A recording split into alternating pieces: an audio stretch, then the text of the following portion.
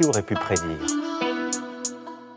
Quand on monte dans un avion, on va pas expliquer au pilote de l'avion comment il faut qu'il pilote l'avion. Sauf si on est soi-même pilote. Bon, c'est ce que j'ai dit. Je l'ai dit. Une bonne vieille viande ici chez nous. Le 1000e tour commence ce soir. Je les invite à faire preuve de la plus grande modération en matière de versement de dividendes. Bonjour à toutes et à tous, bienvenue dans un nouvel épisode du 1000e tour. Très ravi de vous retrouver et je suis cette fois-ci en compagnie de 3 invités. On est énormément sur ce plateau. Je vais vous présenter de ma gauche à ma droite comme d'habitude. À ma gauche, j'arrive pas à prononcer le mot gauche. Je suis un peu comme Manuel Valls. Olivier Faure. Aïe, attention. Pardon. À ma gauche, il y a Dave Sheik. Bonjour. Bonjour. Comment ça va ? Bah écoute, ça va, on est pas mal. Hein. Il fait moche, c'est l'hiver, tout Ouais. ça quoi. Oui. Enfin, il fait moche depuis 4 mois. Voilà, tranquille. Dave, tu es vidéaste. Absolument. Tu avais une chaîne qui parle d'histoire qui J'ai. s'appelait... Ouais. Attends, Ah, qui s'appelait Histoire Brève, mais qui maintenant a été relancée Oui. sous un nouveau branding, tout simplement Dave Sheik. c'est ça, dans un trip mégalo. Tout simplement. Exactement, j'avais pas d'idée, les vidéos faisaient plus de 5 minutes, donc histoire bref, ça marchait plus trop. Oui, Voilà. c'est vrai. Oui, c'est ça. Histoire longue. C'était un peu le problème. Du coup, bah, pas d'idée, j'ai juste mis mon nom et puis basta. Hein. Et donc c'est reparti depuis l'été dernier en C'est ça. gros, avec des vidéos léchées. Merci beaucoup. Moi, Alors, je- ça, voilà. c'est aussi beaucoup le travail de mon cadreur, Anto, qui fait un excellent travail sur l'éclairage, sur le cadrage, qui a des objectifs de ouf aussi. Enfin, on est très bien servi du côté de l'image, en tout cas. Et donc une chaîne qui parle d'histoire, histoire contemporaine. T'es plus branché là-dessus. Oui, voilà. De temps en temps voilà. géopolitique, de temps en temps politique. C'est en fonction des sujets qui me viennent. Voilà. Et voilà. Et puis aussi des petits shorts, des histoires brèves finalement. Oui, voilà. Il y en a quand même. Il y a quand même une place pour les vidéos plus courtes maintenant, sans être frustré ou sans frustrer le public, parce que bah, les gens ils sont habitués aux vidéos de 2 heures sur YouTube. Donc moi j'ai l'impression de faire un truc qui dure une plombe quand ça fait 20 minutes, mais il y a des feld-up derrière qui vont t'occuper l'après-midi, tu vois. Ouais.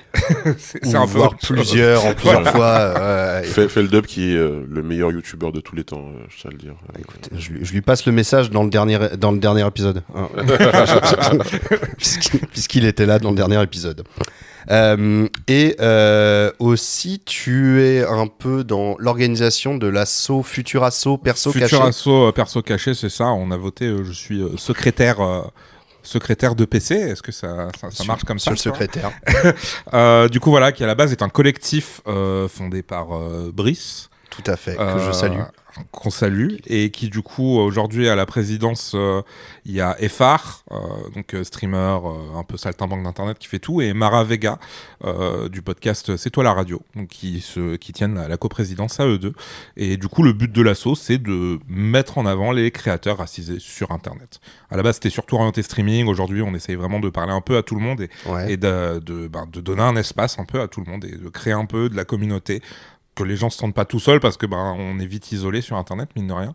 Donc créer une petite émulation comme ça dans la création, D'entraide, tout ça. voilà, Ouais. faire des petits événements entre nous, Ouais. hein, donc sur notre Discord, hein, on se fait des petites soirées projections, blind test, ce genre de trucs, mais aussi sur la chaîne Twitch de Perso Caché, ou en participant à des événements comme Furax l'an dernier. Et on parle beaucoup de Furax dans ce podcast parce qu'on a reçu beaucoup de personnes liées à ça. À mon autre gauche, désolé, tu seras à ma droite. À l'extrême droite. Il n'y a pas de souci. À mon autre gauche, Louis Witter. Bonjour. Bonjour. Je sais jamais prononcer, je suis désolé. Je dis 8 8 heures heures. moi tout le temps. D'accord, ok. 8 heures, 8 heures, ça passe. Hein. Ah ouais, c'est comme ça quoi. C'est un pseudo, donc tout va bien. Oh là là. Révélation. Waouh. Tu voulais juste Espion à marquer mes yeux. Twitter et t'as oublié de taper une lettre. Bah, Johnny Lady était pris, donc voilà, et je me suis rabattu sur ce qui était possible. Tu es journaliste, photographe, indépendant. Exact. On a pu te lire récemment dans La Croix, le Nouvel Obs. Tout à Mais fait. en réalité, on te lit dans plein d'autres trucs. Dans plein d'autres trucs, les jours là au Capi Tout pour à les fait. enfants sur Mayotte C'est dans vrai un reportage à venir. Ah, dans trop un bien. rentrée scolaire. Ouais, ouais, Ah, carrément. mais c'est super Ah, important, bien. c'est Donc, super. voilà, écrire Ah, pour c'est les trop gamins bien, ça. aussi, c'est super important. Ah ouais, bah, et donc justement, tu reviens de Mayotte. Exact. T'as passé 1 mois et demi là-bas. Voilà, un peu moins d'un mois et demi sur place à la suite du cyclone. t'es vraiment arrivé 5-6 jours après le cyclone, un truc comme ça. 6 jours après, ouais, le 20 décembre. Ouais, donc en restant 1 mois et demi, t'as pu vraiment arriver quand ça venait de... Enfin, limite, les gens venaient à peine de rouvrir leurs portes pour découvrir le truc. Et t'as pu suivre quand même un truc sur le temps moyen-long, on va dire, j'ai vu même jusqu'à la reconstruction de pas mal de trucs, mine de rien. De pas mal de quartiers. Ouais, c'est ça qui est important comme dans ce boulot, c'est de prendre le temps et de réussir à avoir le temps, en fait, de rester sur place plus que 4 jours ou 5 jours en post-actu. Mais du coup, on va largement reparler de tout ça, parce que ça va être très intéressant, tout ce que tu vas pouvoir nous raconter. Et tu as sorti il y a 1 an et demi, 2 ans, un bouquin, là c'était sur Calais, qui est sous mes yeux, qui s'appelle L'Abattu, sous-titré L'État, la police et les étrangers.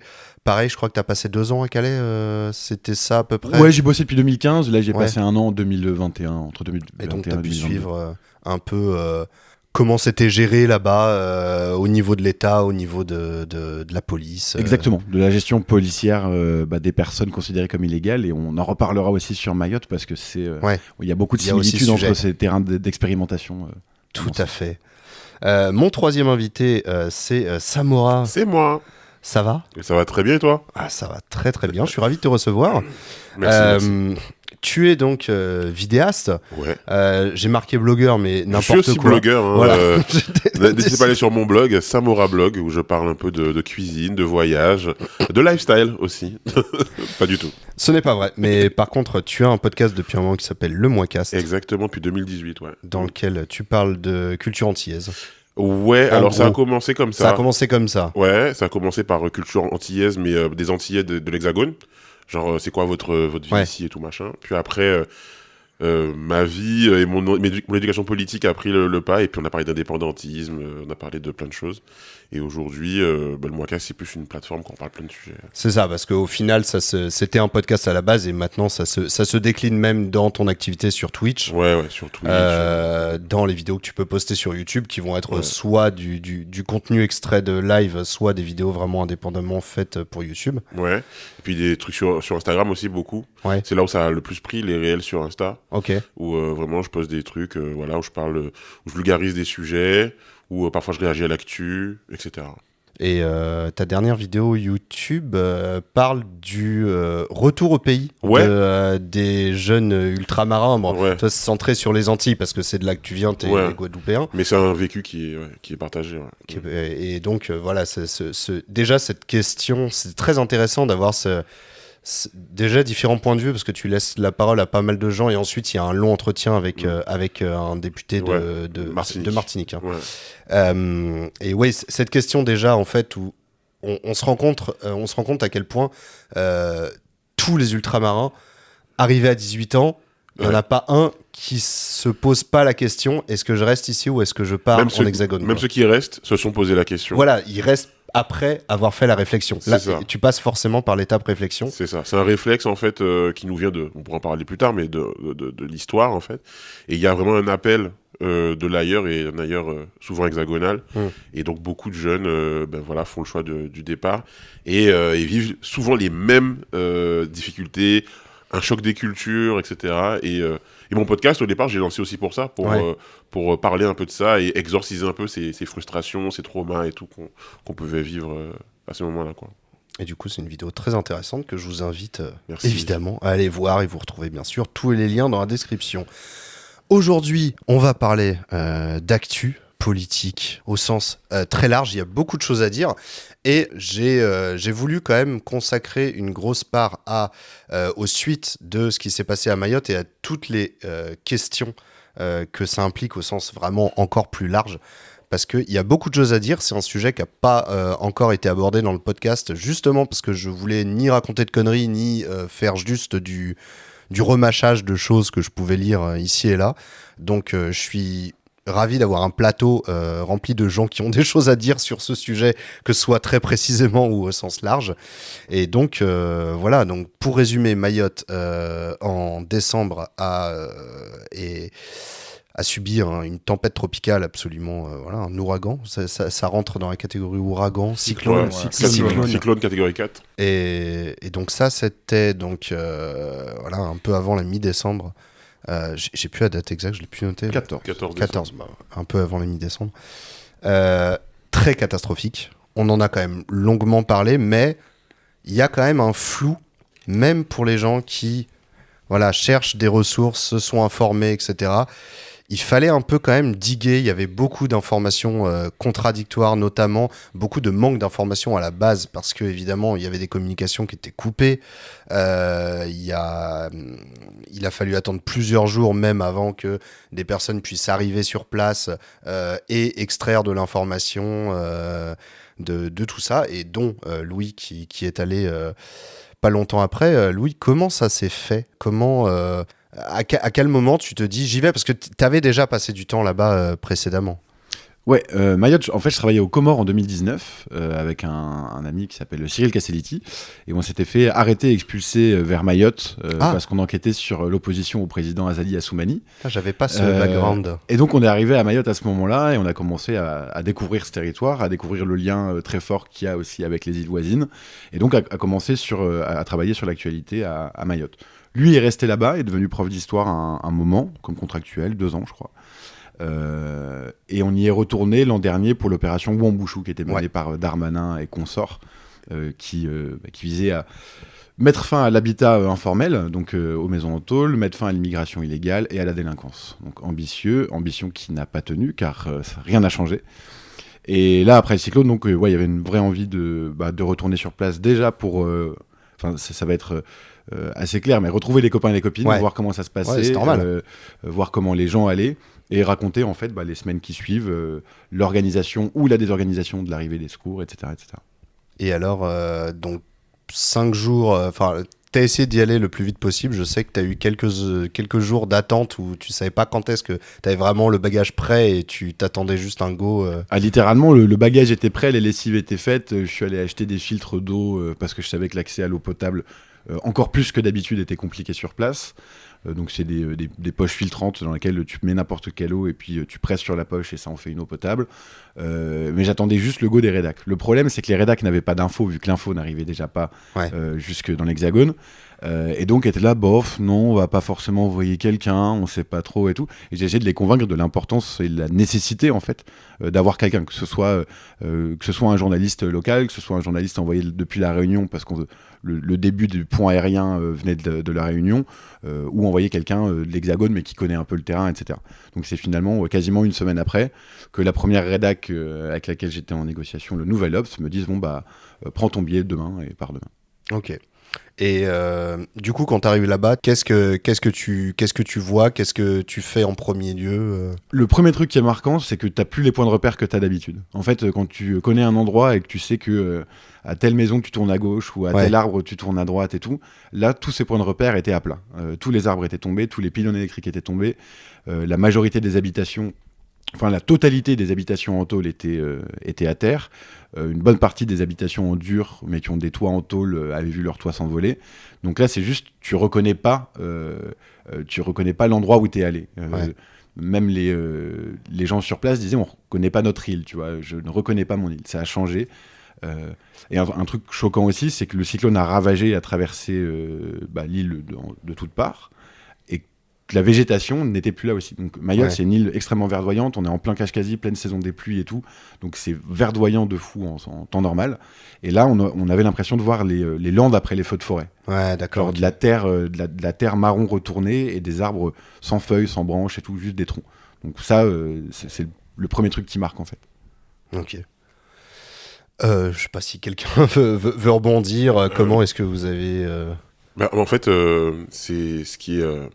étrange, c'est que comme moi je suis de Guadeloupe, et la saison cyclonique elle se passe nous plutôt autour de juin jusqu'à septembre, et j'avais pas conscience que la période cyclonique pouvait commencer plus tard, et quand j'ai entendu qu'il y avait un cyclone qui avait touché Mayotte, je me suis dit, ah bon, vous êtes sûr et tout, je me suis dit sûrement c'est les médias qui interprètent mal comme d'habitude des trucs et tout.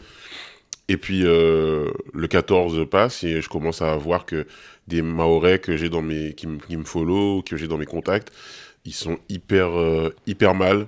Les Mahorais de France, de l'Hexagone, qui mettent sur Twitter, parce qu'il y a tout le mouvement Mayotte à soif par rapport à Oui, l'eau il y et avait tout. ça aussi. Et ben, tous ces gens-là, en fait, leur compte, d'un seul coup, se convertissant, il faut aider Mayotte, qu'est-ce qui se passe à Mayotte, on n'a pas de nouvelles. Et c'est là que je réalise, en fait, qu'il se passe vraiment une dinguerie. Ouais. Et là, je vais sur un site américain de surveillance météorologique. Ouais. Et là, je vois que c'est un cyclone de catégorie 4 et que l'œil du cyclone est passé directement sur Mayotte. Ah ouais. Et J'ai quand... vu les cartes aussi et c'est Ouais. vraiment, effrayant. ouais. Et tu te dis, mais Mayotte, c'est beaucoup d'habitats informels, territoire français le plus pauvre de tous, quoi. On va avoir des mauvaises, pas des nouvelles très ouf, quoi. Et donc là, le stress commence à monter et on suit le truc avec attention, quoi. Ouais, c'est vraiment ça que je me suis dit parce que j'ai eu la même démarche que toi de voir parce que j'avais vu vaguement un tweet parce que moi je suis un peu geek de la météo, donc je suis des comptes sur Blue Sky ou sur Twitter qui parlent de météo et qui parlent de phénomènes météorologiques, et j'avais vu un truc en disant il y a un cyclone dans l'océan Indien, etc. Je suis allé sur mes cartes, j'ai regardé le truc, j'ai vu la concentration du truc sur la carte et la trajectoire qu'il allait prendre, et je me suis dit ah oui, ça va passer vraiment pile sur Mayotte. On est très proche d'une catastrophe là. C'est-à-dire que là, dans quelques heures, il y a un truc sans précédent qui va se passer. Et j'entendais pas spécialement parler à ce moment-là. Il n'y a pas eu suffisamment d'alerte. J'avais après, je suis pas sur les médias locaux, etc. Mais mine de rien, ça reste des médias français et la télévision, etc. Et j'ai vraiment, dans les médias, entendu seulement l'après, quoi. Je suis pas mal les médias mauriciens, ma famille vient d'île Maurice pour le coup, et même là, au final, ça en a juste parlé après quand les médias français ont commencé à en parler, mais autrement, c'était pas du tout pris en compte, tu vois, dans l'océan Indien. Ils en discutaient pas, que ce soit à La Réunion, que ce soit à Maurice. Après, justement, je me disais, parce que t'es arrivé 6 jours après, c'est ça? Donc au final, t'es arrivé presque en même temps que les secours, non? Ils sont arrivés très tard. Ouais, en fait, sur les secours, il y a beaucoup de choses à dire. Là, il y a un problème aussi, c'est que les primo-intervenants des secours sont eux-mêmes victimes. C'est-à-dire que là, les équipes de la Croix-Rouge, par exemple, mahoraises, de Médecins du Monde, d'autres ONG, qui sont déjà sur place en temps normal ou à La Réunion, leur priorité, c'était de retrouver leurs bénévoles, leurs travailleurs, leurs travailleuses, leurs familles, et essayer de faire en sorte que tout le monde soit OK avant d'aller au travail. Mais le jour où je prends l'avion, par exemple, donc c'est un vol qui est affrété par la préfecture de La Réunion à Mayotte. Il y a des équipes de la protection civile qui montent dans l'avion avec leur lit de camp et tout pour être déployés sur place. Mais il y a plus de 50 places de vide dans l'avion. Alors qu'à ce moment-là, je sais qu'il y a des personnes à La Réunion, des humanitaires, d'ONG et d'assauts plutôt importantes et plutôt connues, eux n'ont pas encore les vols pour venir sur place, quoi. Donc là, quand on voit avec les autres journalistes qu'il y a 50 places de vide dans l'avion, alors qu'on sait que de l'autre côté, 1500 km plus loin, les besoins sont énormes, on est un peu choqué et on se demande comment ça a été organisé, en fait. Effectivement, il y a plein de choses à dire. J'ai pas forcément un ordre de trucs là-dessus, mais ce que je veux dire, c'est que déjà sur place, étant donné le niveau de précarité qu'il y a sur le territoire, j'ai pas envie de faire du misérabilisme, mais c'est une réalité, hein. À Mayotte, il y a une vraie précarité, que ce soit dans la santé, que ce soit dans le logement, l'habitat informel, on parlait, mais pas que. Il y a un logement sur 3 qui n'a pas un accès normal à l'eau potable. Enfin, il y a plein de problèmes comme ça. Et le truc qui m'a vraiment choqué, c'est quand j'ai vu que les lieux qui devaient servir d'abri, en fait, même ces lieux-là étaient complètement détruits, et donc on n'a pas pu accueillir de gens. Et je pense que le truc, c'est qu'en Hexagone, les gens n'ont pas en tête, parce que déjà les gens s'en foutent des Outre-mer, c'est un truc, on est d'accord, les gens s'en foutent complètement de ce qui se passe chez nous, et donc les gens n'ont pas réalisé que l'ampleur de la catastrophe, qui était liée aussi à peut-être un désengagement ou un engagement trop faible de l'État sur ce territoire, et qui en avait un besoin criant. Et donc les secours, je pense, s'ils ont pris du temps, s'ils n'étaient pas à la hauteur et tout, c'est aussi parce que les gens ne réalisaient pas que ce qui était sur place n'était pas suffisant pour protéger les gens. Ils se disaient, ça va prendre du temps, en attendant, tenez le coup dans vos abris, et t'avais des gens qui étaient en mode, en fait, il n'y a pas d'abri, là, il n'y a pas d'abri, il n'y a pas d'eau. Mais c'est ce qu'elle me disait, par exemple, j'ai interviewé une prof mahoraise qui vit en Hexagone, son compte c'est Mistoire Géo, elle parle beaucoup de tout ça sur ses comptes et tout. Et elle me disait, oui, mais en fait, quand tu entends Bayrou qui dit qu'il faut prendre du temps, etc. En fait, au moment où il dit qu'il faut prendre du temps, il y a des gens qui meurent sous des tôles, en fait. Donc, en fait, les gens n'ont pas le temps d'attendre, en fait. Et t'as l'impression que si ça se passait en Corse ou à Marseille ou à je sais pas où, il y aurait moins de ce truc de c'est bon, calme. Mais comme c'est loin, on est moins. Et puis les gens saisissent pas ce que c'est un cyclone en fait aussi. Genre, enfin, il y a encore du trauma de la tempête de 98 ici, tu vois, alors que c'était 99. 99. Tu vois, je suis traumatisé. Je me souviens. 26 décembre 99. Moi, je revenais d'un. Enfin, on avait vécu je m'en souviens 4 bien. ans plus tôt, du coup, un cyclone de catégorie 4 à Maurice, tu vois. Alors c'est un peu plus solide les baraques contenues, mais il y a eu quand même beaucoup de destruction. Et du coup, en 99, nous on était chez nous, on était en mode il pleut, tu vois. Ouais. Et du coup, en France continentale, on réalise pas aussi. Du coup, les gens ils entendent juste qu'il y a un cyclone, mais pour eux c'est une grosse tempête. Donc si les autorités prennent pas d'elles-mêmes le truc, l'opinion publique en elle-même, elle capte pas l'urgence du truc, quoi. Grave. C'est heureusement justement qu'il y a des gens qui sont partis faire des images, tu Faut se vois. rendre compte, hein. Parce que quand tu sais que genre des fois t'es en Bretagne ou en Vendée et qu'il y a une tempête et que tu fais ah ouais putain là ça souffle et tout, tu sais la grosse tempête où il y a eu une alerte météo France où si tu mets un pied dehors t'arrives pas à marcher parce qu'il y a trop de force et tout, tu te dis là ils se sont pris à peu près 3 fois ça. Tu fais ouais d'accord, ok, ça a l'air d'être des... Voilà. Et leurs habitations sont 10 fois moins solides de base. Donc, oui, effectivement, c'est quelque chose. Je voulais dire un truc, je sais plus ce que c'était sur les abris. Ah oui, c'était sur... parce que tu disais, Samora, que les gens se rendaient pas vraiment compte, notamment des besoins urgents sur place. Et j'ai en image une séquence... vraiment c'est quand Macron était sur place et que du coup il est entouré de gens de la population qui évidemment l'invective, lui pose des questions, le machin lui crie dessus et j'ai vraiment en tête cette image. Donc on est quelques jours après, Macron est sur place et il y a une dame qui l'interpelle et qui lui dit Monsieur Macron, il nous faut de l'eau, on n'a pas d'eau, il nous faut de l'eau. Et Macron lui répond il y en a de l'eau, ça arrive, c'est là, on a des camions encore qui viennent d'arriver, on a des palettes de bouteilles, etc. Et elle le regarde et elle fait non, mais l'eau pour boire, je m'en fous, l'eau pour les toilettes, quand Et tu vois Macron qui est un peu désemparé et qui fait j'avais pas pensé au coup des toilettes, tu vois. Et bah oui, parce que quand il y a plus d'eau pour les toilettes, en 2 jours, c'est la catastrophe dans une maison, quoi. Mais c'est pas un problème nouveau, hein, le problème de l'eau pour l'eau courante. Non, mais de base, c'est déjà pas un problème nouveau. Même les gens qui étaient moins impactés par ce problème d'eau courante se sont retrouvés impactés. Et c'est sûr que la priorité, ça a été... Parce que c'est ça qu'on a en tête, c'est oui, on amène des bouteilles d'eau pour pallier au problème. Sauf que l'eau pour boire, c'est pas mal, mais c'est pas suffisant, quoi. Vas-y. Ouais, encore, c'était un pack de 6 pour une famille, quoi. Donc, il y avait quand même... Et distribué tous les 3 ou 4 jours par les CCAS et par les communes. En gros, il y a eu un truc, je pense, et ça doit être encore une fois un peu l'orgueil français, comme d'habitude, c'est de dire, vous inquiétez pas, on va gérer. Lors d'une catastrophe comme ça à l'international, t'as plein de pays qui vont aider dans les jours qui suivent, etc. Là, la France, vu que c'est un territoire français, se dit on va gérer toute seule.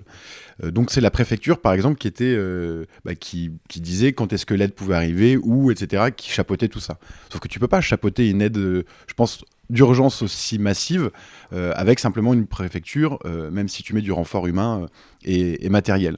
Donc dans les premiers jours, et même dans les premières semaines, des gens ont dit on n'a pas vu cette aide arriver. Et je pense qu'il y a eu aussi un miroir assez déformant. Quand tu es journaliste sur une zone comme ça, et notamment avec une préfecture qui est mobilisée à fond, c'est la préfecture qui t'envoie des messages tous les jours pour te dire « Venez suivre cette distribution tel jour, regardez, on distribue. Venez suivre le rebâchage des maisons par les pompiers du Gard, etc. Venez suivre le traitement des déchets. » Donc en gros, une équipe de télé, par exemple, qui va passer une semaine, elle va suivre un peu tous ces trucs-là. Et toi, à Paris ou à Rouen, derrière ta télé, tu vas avoir l'impression que c'est géré à merveille. Journaliste de préfecture.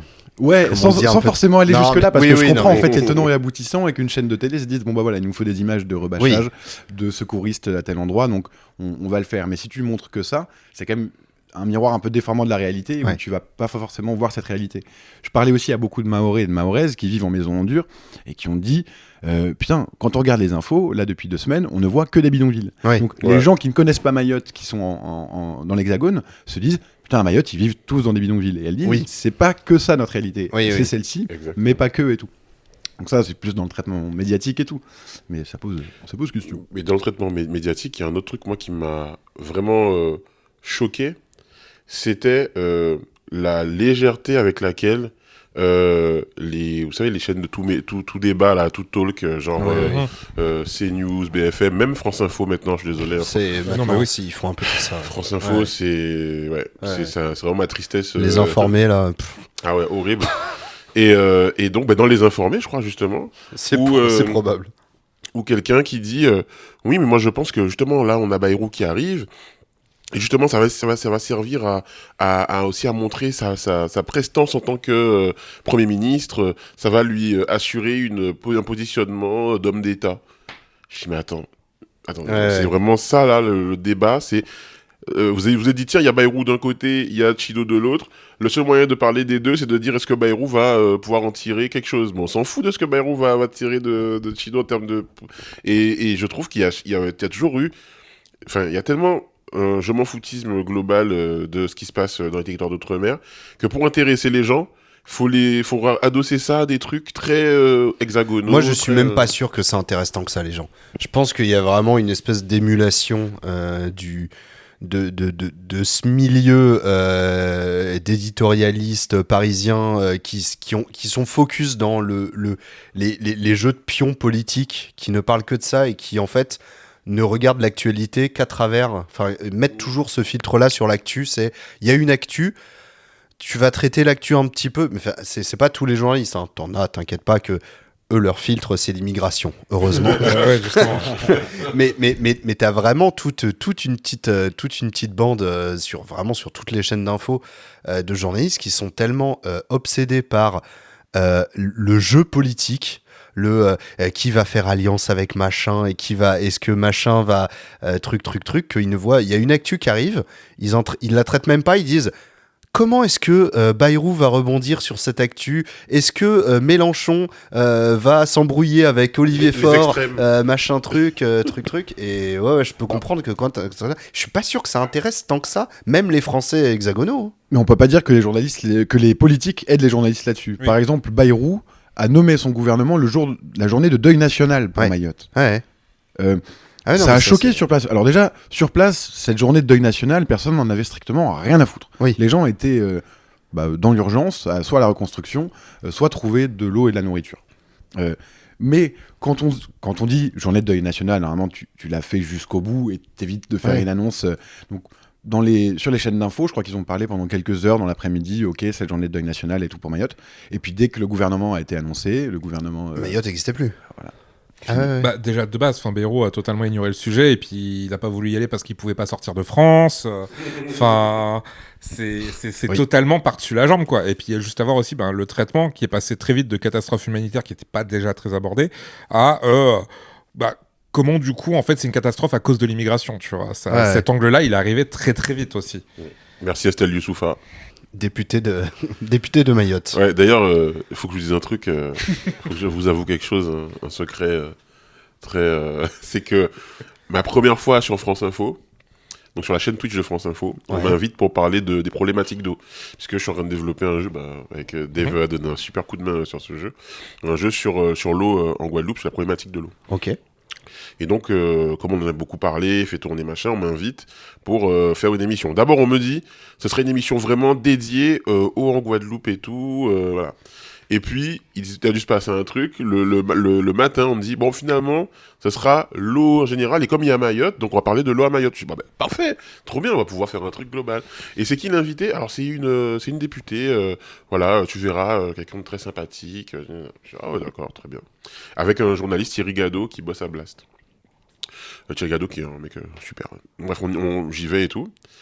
Et je rencontre une dame, très gentille, avec son petit truc, une sorte de petite écharpe mahoraise et tout. Et elle est adorable. Adorable. Ah bonjour, vous faites un jeu, c'est super. Nanana. Je dis, oui, bonjour. Vous êtes comment? Estelle Youssoufa? Enchanté, Samora. Et là, on se pose sur le plateau de France Info. On dit, ça commence.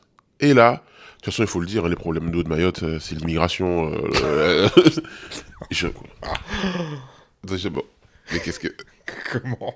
Et avec Thierry, on se regarde. On va parler que de ça, là. Et elle n'a parlé que des Comoriens. Ouais. Et c'était que la faute des Comoriens, tout. C'était impressionnant. Après, je me suis dit, putain, mais je suis dans une émission avec cette personne et tout, c'est mort. Du coup, j'en ai pas fait la promotion, j'ai rien dit. J'ai pas dit que j'y étais.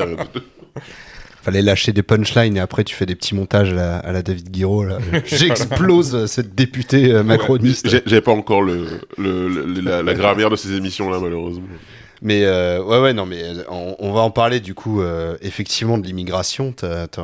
Tu l'as abordé rapidement au moment de la présentation. C'est vrai que toi, Louis, t'as bossé à Calais et t'as trouvé des ponts aussi sur ce sujet-là avec Mayotte, parce que, comme tu disais, Dave, très vite, le cyclone n'existait plus, ou en tout cas, enfin voilà, le problème, c'est que, alors oui, le cyclone, il a détruit tous les bidonvilles. Il y avait qui dans les bidonvilles ? Il y avait des immigrés clandestins. Est-ce que ce serait pas le bon moment ? Est-ce qu'on pourrait pas tirer un bon parti de ce cyclone horrible pour faire en sorte qu'ils reconstruisent pas leur maison et qu'à la place ils se barrent ? C'était vraiment parti là-dessus, quoi. C'était une dinguerie. Le truc, le cyclone, il venait encore de passer. Enfin, il venait à peine de passer que c'était déjà parti là-dessus. Donc évidemment, c'est à gerber que la priorité soit si vite ça dans le débat national. Toi, Louis, t'as fait un article sur justement ce sujet-là à Mayotte, sur le sujet des Comoriens et de l'immigration. J'ai noté des extraits et j'ai pas noté la source. C'était dans La Croix ?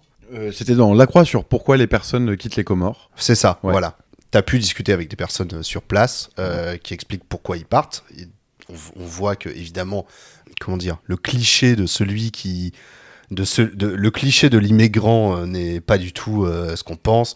Il y a des profs et il y a aussi pas mal de gens qui partent pour des raisons de santé, parce que le système de santé, déjà, on parle du système de santé défaillant à Mayotte, mais alors aux Comores, c'est catastrophique, et il y a plein de gens qui sont en mode moi, il faudrait que je sois opéré dans 1 mois, il y a 0 possibilité pour que ça se passe aux Comores, donc je monte sur un bateau. Sur le système de santé, en 2019, on avait travaillé donc avec le copain Cyril Castellitti sur le système de santé aux Comores. Donc on avait visité plusieurs hôpitaux et même les médecins sur place nous disaient là par exemple on a un super scanner que la Chine nous a offert ou vendu pas trop cher et tout. Le problème c'est qu'on n'a ni mécanicien pour le réparer quand il tombe en panne et qu'on lit pas le chinois, donc on n'arrive pas à lire le mode d'emploi. Mais il y a un manque de médecins criant et de personnel et de moyens aussi là-dessus. Donc oui, des personnes parfois blessées ou malades pour des traitements d'urgence prennent le Kwassa pour venir à Mayotte se faire soigner. Le Kwassa, c'est le bateau de pêche qui est utilisé pour l'immigration. C'est du petit bateau à moteur style pirogue et qui trace entre Anjouan, qui est la dernière île la plus proche de l'Union Mayotte. des Comores, la plus proche de Mayotte. Il y a 70 km ouais. de route, on va dire, de route maritime, etc. Mais sur cette question de l'immigration, il y a aussi le traitement... pour aller au-delà de la question de l'immigration, je veux juste revenir sur quelques petits trucs qui m'ont choqué en post-cyclone, notamment de la part du préfet. Quand on a demandé le nombre de victimes, il y a tout de suite eu un truc du « on ne saura jamais ». En disant ouais. on recherche, mais on ne saura jamais parce que les gens sous les tôles, etc., etc.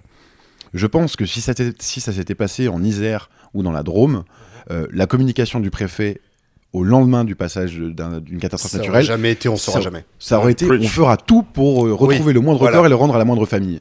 Là, c'est super déshumanisant, quoi. Mais je trouve ça terrible. Et quand bien même il se passerait une catastrophe dans l'Isère et que la vérité c'est tellement catastrophique qu'on saura jamais. Effectivement, jamais il présenterait ça comme ça de manière très froide. C'est là où moi j'ai été choqué aussi, c'est le fait qu'on a eu le chiffre officiel de 34 morts autour du 25-26 décembre. Et on est en février, Le chiffre n'a toujours pas évolué. Ok, je pensais que c'était moi qui avais mal fait mes recherches, mais du coup, il n'y a pas de... Non, je crois que alors de mémoire là, en préparant l'épisode hier, il me semblait avoir lu 39, mais en plus. Ouais, ça, j'avais lu 30-40. Voilà. Ouais. C'est 39 et qu'il y a 5600 blessés. Alors qu'on pense qu'il y en a beaucoup plus. C'est impossible qu'il y ait... Alors, plus on a enquêté et plus on a travaillé sur le sujet en rencontrant des gens, en leur posant des questions, etc., plus il y a eu plusieurs difficultés. Les 39 morts ont été les 39 personnes qui ont été comptabilisées comme décédées à l'hôpital. Donc, en gros, selon le protocole, où c'est un médecin qui déclare la personne décédée. On sait que des personnes sont décédées donc sur place, notamment dans les quartiers de Maison en Tôle, et que Mayotte étant un département à 99% musulman, dans le rite islamique, l'enterrement doit se faire dans les 24 heures suivant le décès. Donc, en parlant à des imams, à des cadis ou à des profs des écoles coraniques des villages, ils disent oui, en effet, là on a enterré une personne, là on a enterré une personne. Dans les jours qui ont suivi, dans un article de Mayotte la première, il y a le chiffre de 60 000 qui était évoqué par certains secouristes, et celui-là, très vite, il a fait le tour des réseaux sociaux. Ouais. Tout le monde a parlé de 60 000 morts, etc. etc. Tous les journalistes qui bossaient sur place, et nombreux sont ceux et celles qui ont travaillé sur d'autres catastrophes naturelles ou d'autres situations d'extrême urgence comme ça ailleurs dans le monde, des milliers de morts, ça se voit. Ouais. Il y a quelque chose quand même de... soit tu le vois, soit malheureusement tu le sens, etc. Là, c'était pas le cas. Ouais. Donc on est forcément bien au-dessus des 39 qui ont été annoncés et comptabilisés officiellement, mais on est bien en deçà des 60 000 aussi. Et plus les journalistes et les secouristes ont enquêté et ont travaillé, plus les personnes arrivent à la conclusion de aller entre une cinquantaine et une centaine de personnes décédées. Mais D'accord. pareil, sans pouvoir en savoir plus, sans pouvoir identifier les personnes dans les endroits où elles ont été inhumées, par exemple, etc. quoi. Mais quand on voit aussi le nombre de personnes qui se sont réfugiées dans les abris au moment du cyclone, il y avait, je crois, 100 ou 119 000 personnes hébergées dans les centres d'hébergement d'urgence lors du passage du cyclone. Ouais. Donc, ce qui correspond à peu près au nombre de personnes qui habitent dans de l'habitat informel, enfin dans les bidonvilles, dans les quartiers de Maison en Tôle. Donc il y a quand même pu avoir un minimum d'anticipation.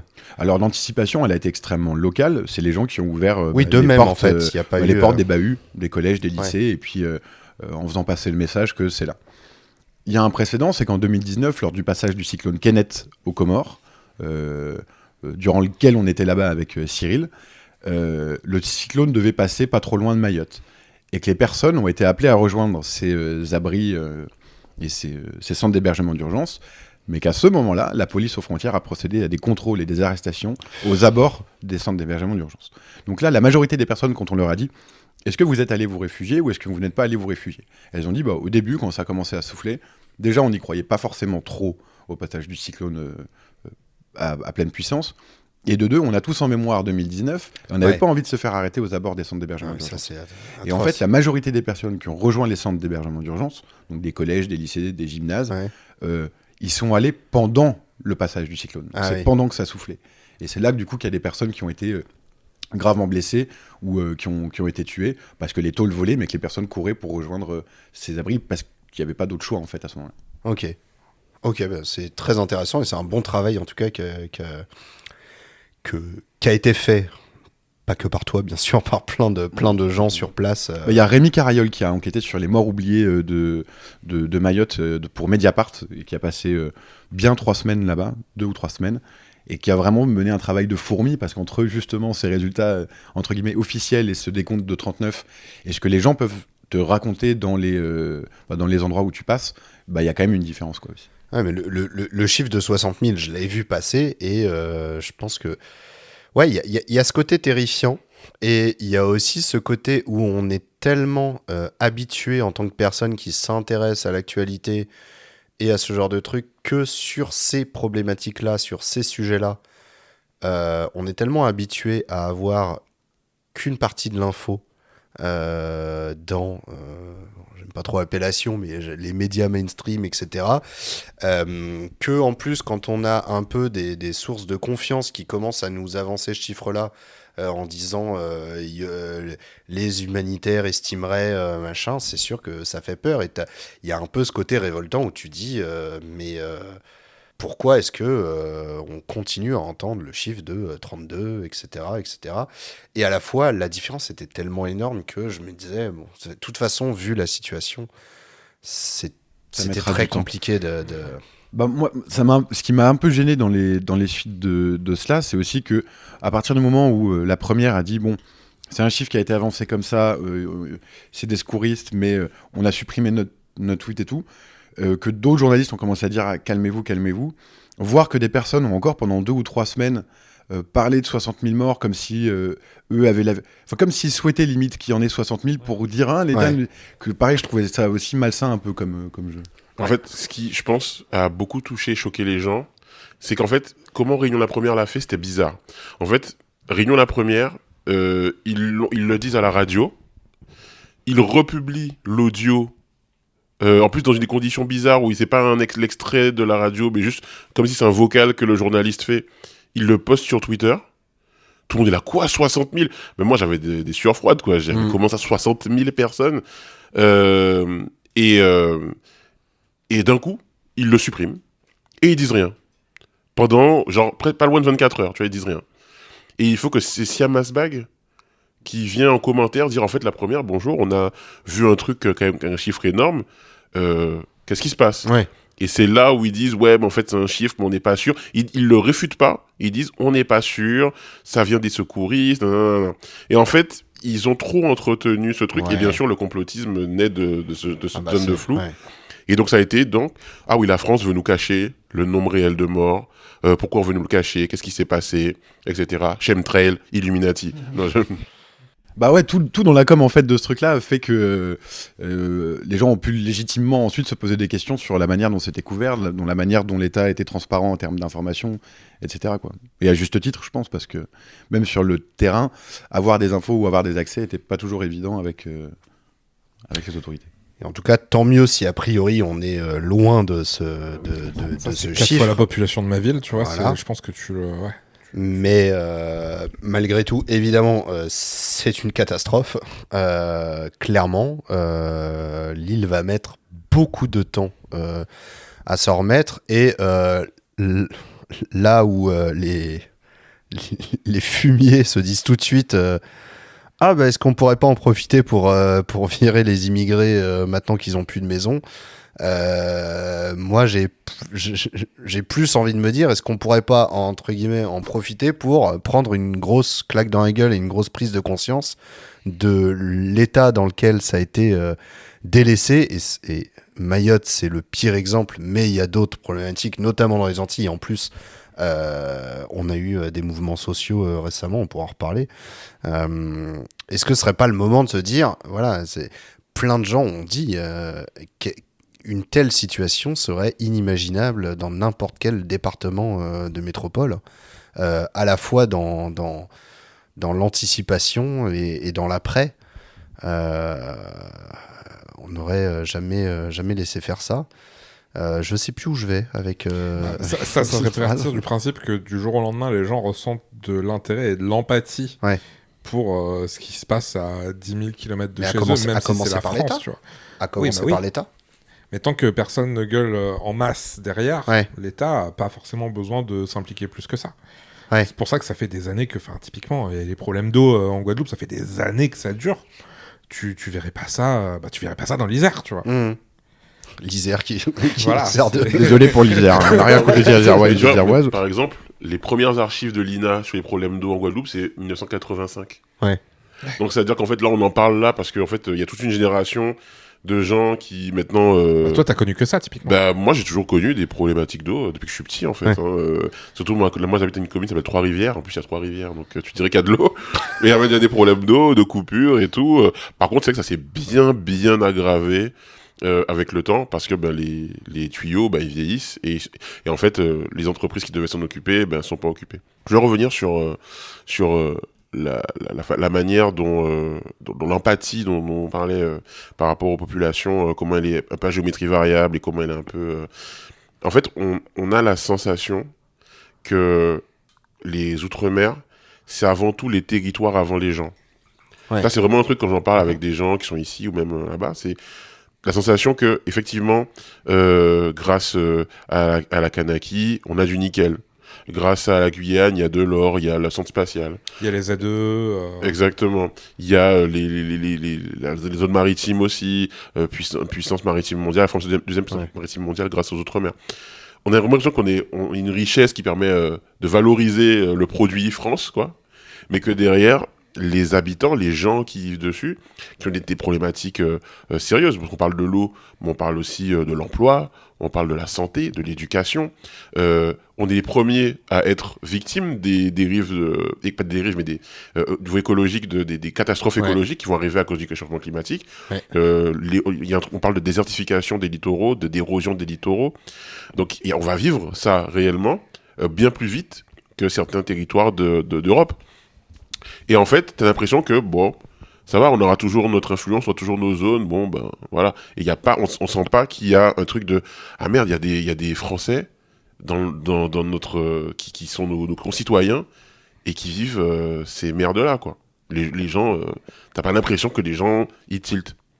Tu vois, je vais pas faire de comparaison bizarre, tu vois, mais c'est heureux, Misère. Hein. Non. Et par exemple, l'empathie pour ce qui se passe au Moyen-Orient, ou ce qui se passe au Congo et tout. On est des humains, on voit ce qui se passe, c'est horrible, et on est pris aux tripes pour ça. Ouais. J'ai pas l'impression Est-ce que c'est à cause des médias ? Est-ce que c'est à cause de l'éducation, à cause de la vision dont on a de ces territoires dans l'éducation et tout ? On a l'impression que ça n'existe pas. Ouais. Enfin, c'est l'impression que j'ai parfois que, voilà, à Mayotte, ça s'est passé ça. Est-ce qu'on parle de Chido encore aujourd'hui ? Est-ce qu'on parle de ce qui se passe aujourd'hui ? Pas ça tant. a un peu disparu, ouais. Alors qu'il y a des gens qui sont encore dans des situations difficiles. Ouais. Enfin, j'ai tellement de trucs à dire. Je monopolise un peu trop la parole. On est là pour ça. Hein. Mais j'ai envie de parler parce que. Vas-y. Non, dans ta main, il y a un micro, figure-toi. Ouais. Non, mais voilà. Mais je vais pas trop monopoliser la parole. Mais moi, j'aimerais essayer de comprendre. Pourquoi est-ce que ça n'imprime pas dans l'esprit des gens, quoi ? Pourquoi est-ce que, quand les choses arrivent dans ces territoires, ça fait quelques lignes, et puis après, on n'en parle plus ? Ou alors, quand c'est pacifique, on n'en parle pas, on n'en parle que quand ça pète. Et quand ça pète, c'est sous l'angle du fait divers, de ces populations quasi sauvages qui s'énervent, comme les Kanaks, par exemple, ou les Martiniquais. Il y a 6 mois, la situation... en Kanaki, Nouvelle-Calédonie, à partir du moment où les choses sont à peu près rentrées dans l'ordre, en tout cas dans ce qu'on entend par rentrer dans l'ordre. Oui, la pacification, quoi. Voilà. Ça n'était plus un sujet, quoi. Ouais. Et donc, moi, ça, c'est mon grand problème, c'est mon grand, je dirais pas combat, mais c'est changer, en fait, la manière dont on parle de nous, quand je dis nous global des ultramarins, et aussi que l'empathie soit pas à géométrie variable et qu'on existe aux yeux aussi de nos concitoyens, parce que nous, la France, on la connaît par cœur tous, on l'apprend depuis qu'on est petit. Moi, je connais les Alpes, je connais les fleuves, je connais tout, alors que moi, je vivais dans Guadeloupe, mais t'as l'impression qu'on ne nous connaît pas, quoi. On ne nous connaît pas et ça n'intéresse pas, voilà. Comment c'est vécu, ça, Louis, par les gens sur place, ce rapport à la métropole, à l'État, à la France c'est peut-être un peu vaste comme question et tu ne fais que porter la parole, évidemment, mais... Puis à la France, il y a quand même un rapport particulier dans le sens où il y a eu plusieurs référendums où les Mahorais et les Mahoraises ont voté pour être français. Ouais. Donc il y a un vrai attachement qui est, je pense, fondamentalement politique à Mayotte, de « nous sommes français, nous voulons être entendus et respectés en tant que tels ». Cependant, la manière avec laquelle Macron, notamment, s'est adressé aux personnes, en disant « si vous n'étiez pas en France, vous seriez 10 000 fois plus dans la merde ». Ça a été la première fois où, personnellement, j'ai vu des personnes Mahorais, Mahoraises, français, fiers de l'être, parfois extrêmement violents à l'encontre des Comoriens et tout, se dire « merde, peut-être que pour une fois, il nous a pas parlé comme à des Français, mais comme à des néo-Français, entre guillemets ». Et je pense qu'il y a vraiment eu une rupture. Il y a eu ça, il y a eu Borne avec les 2 profs de sport et sa manière de considérer que l'aide était arrivée au bon endroit, au bon moment et que tout allait bien. Mais ce que j'entendais pas mal, c'est nous sommes français, nous respectons les lois de la République, nous avons à plusieurs reprises rappelé notre attachement à la France, mais est-ce que la France est vraiment attachée à nous ? Et c'est vrai, C'est ça. ce pourquoi Mayotte est un territoire qui est intéressant pour l'État français aujourd'hui, c'est pour sa position dans le canal du Mozambique, son centre d'écoute de la DGSE en petite terre et ses 2 bases militaires. Pourquoi maintenant ça se déchire dans certains ministères. Il y a l'Express qui a fait un papier vachement intéressant sur, d'un côté, le ministère de l'Intérieur qui dit Mayotte est français, le restera, etc., etc. Et d'un côté, le ministère des Affaires étrangères, le Quai d'Orsay, où il y a plein de diplomates là-dedans qui sont mais qu'est-ce qu'on allait faire dans ce bourbier pourquoi on rend pas ça aux Comores, quoi, limite, quoi. Et ils en parlent vraiment comme un lopin de terre qui pourrait se filer comme ça à droite à gauche. Et tout, quoi. Mais sur la question de Les la France, les gens sur place sont absents, quoi. Ouais, n'existe pas Ouais. dans ces questionnements-là. Et après, des gens comme Mansour Kamardine, qui est LR sénateur, si je me souviens bien, et Estelle Youssoufa, rappellent et aiment rappeler médiatiquement et tout l'attachement pur et profond de Mayotte à l'État français et sa haine à l'encontre des Comores, limite, quoi. Mais pas sûr que ces discours-là soit entendable aujourd'hui à l'État. Parce qu'il y a une question qui est complexe à Mayotte aussi, c'est que l'ONU a plusieurs fois rappelé à la France qu'elle n'avait aucun droit, entre guillemets, sur Mayotte, qui est normalement rattaché à l'Union des Comores.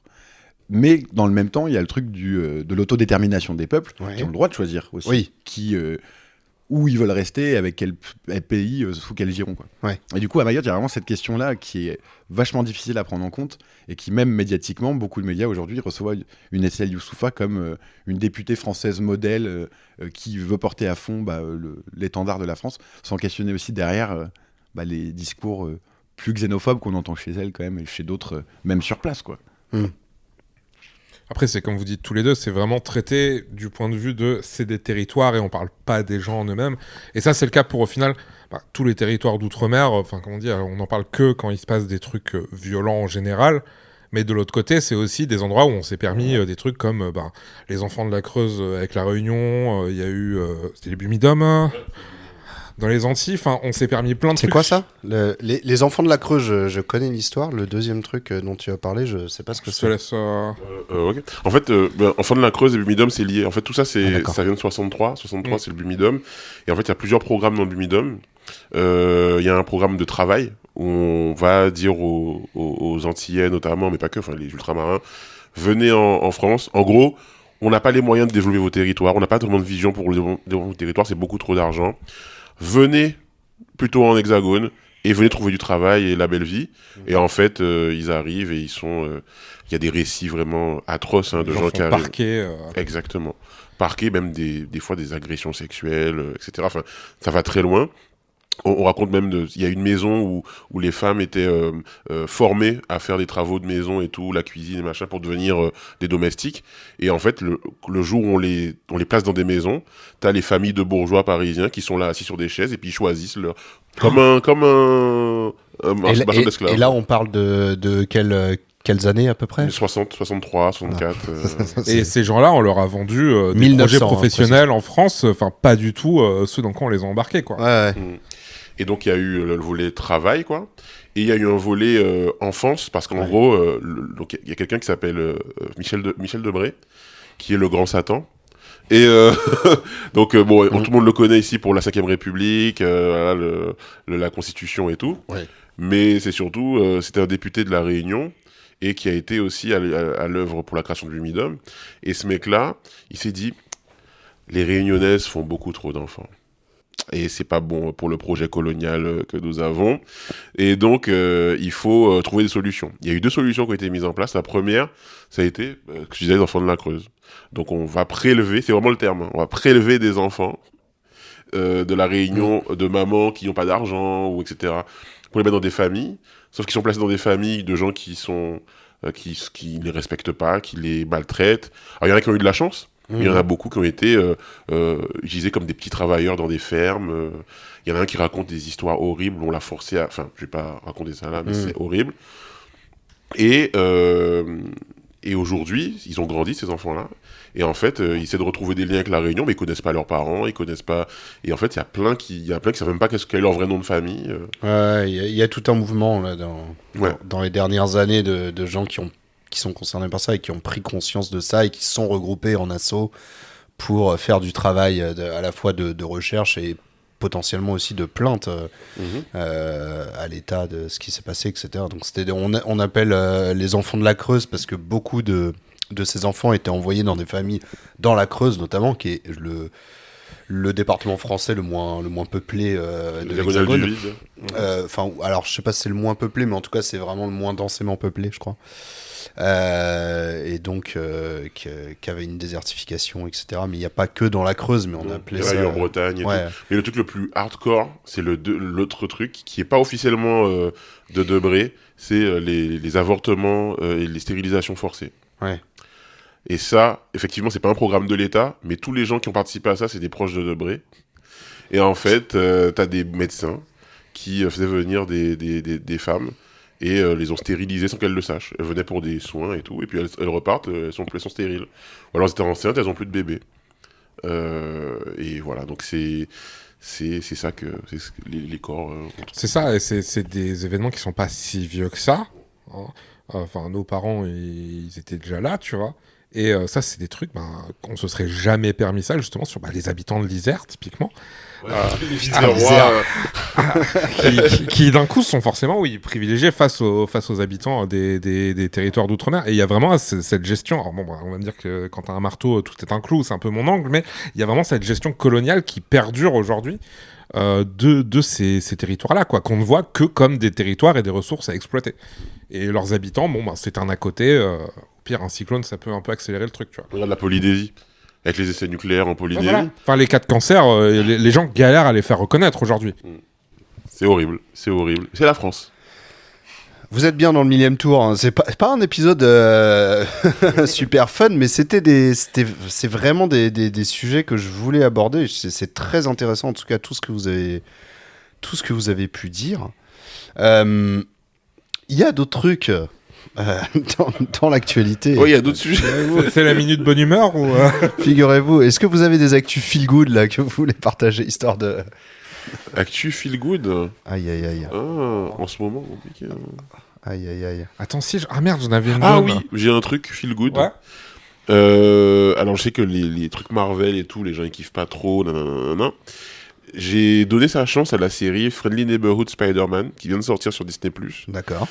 Et quand on vit dans le monde de Retailleau, et c'est là le lien. Là tu rattrapes les gens du 1000e tour. Là. Mais ça fait du bien de voir une série dans laquelle, en fait, t'as vraiment la diversité. En plus, ça fait pas truc forcé, c'est-à-dire que les gens, ils sont tous là, on se pose pas la question. Il y a un personnage qui porte un voile, un personnage qui est handi, un personnage...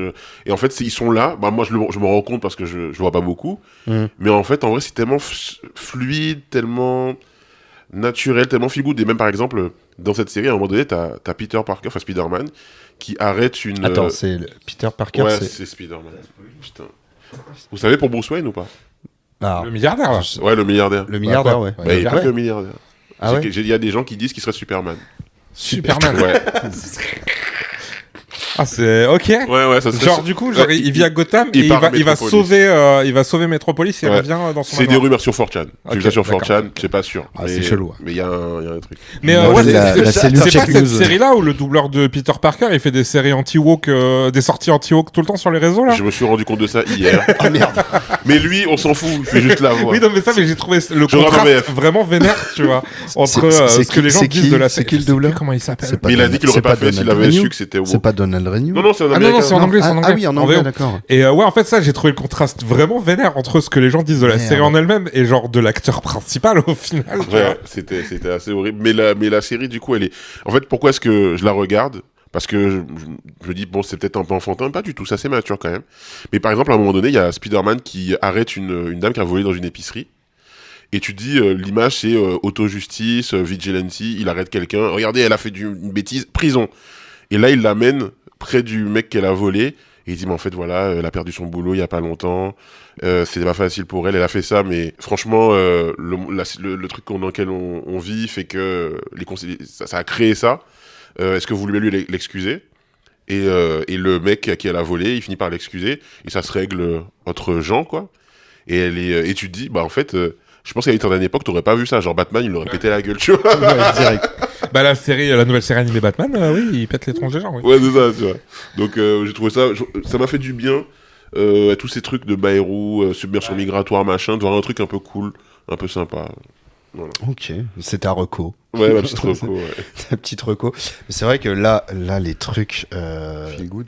Non, ouais, mais alors feel good. Au niveau de la politique, vraiment. On a pure Sarah et dure. Salman qui est désormais en couple avec Luc Besson. Ouais, Quoi c'est feel good ça pour toi. Mais Feel good, non. un petit peu d'amour dans ce monde de haine. Ouais, j'ai vu. C'est la séquence potin Ouais. du millième tour. Mais c'est pas vrai. Et si, il y a des photos qui sont sorties dans la presse magazine. Mais c'est People. pour la promo de son Dracula de cet été ou parce Ils font le que Dracula genre il cet est... été Luc Besson, ouais, parce qu'il était Attends, plus mais dans attends. l'actu du tout depuis genre Ouais. longtemps. Et là d'un coup Sarah Salman est un film, tu vois, c'est Ça, Comment Il est chaud. C'est comme ça. C'est comme ça. Ok. On vit dans ce monde. Mais il est un peu âgé pour. Wow. C'est Luc Besson. Ah, ça va. Voilà, vous avez les images. Je ne sais plus dans quelle presse c'est, mais ils s'embrassent à côté d'un Ah, arbre. c'était dans Politis, hein, je crois. hein.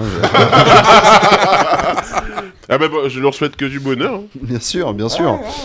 Non, mais je voulais dire par rapport à vraiment la politique politicienne, parce que moi, quand j'ai fait le millième tour, l'idée, c'était de parler vraiment de l'actu politique, etc. Ah.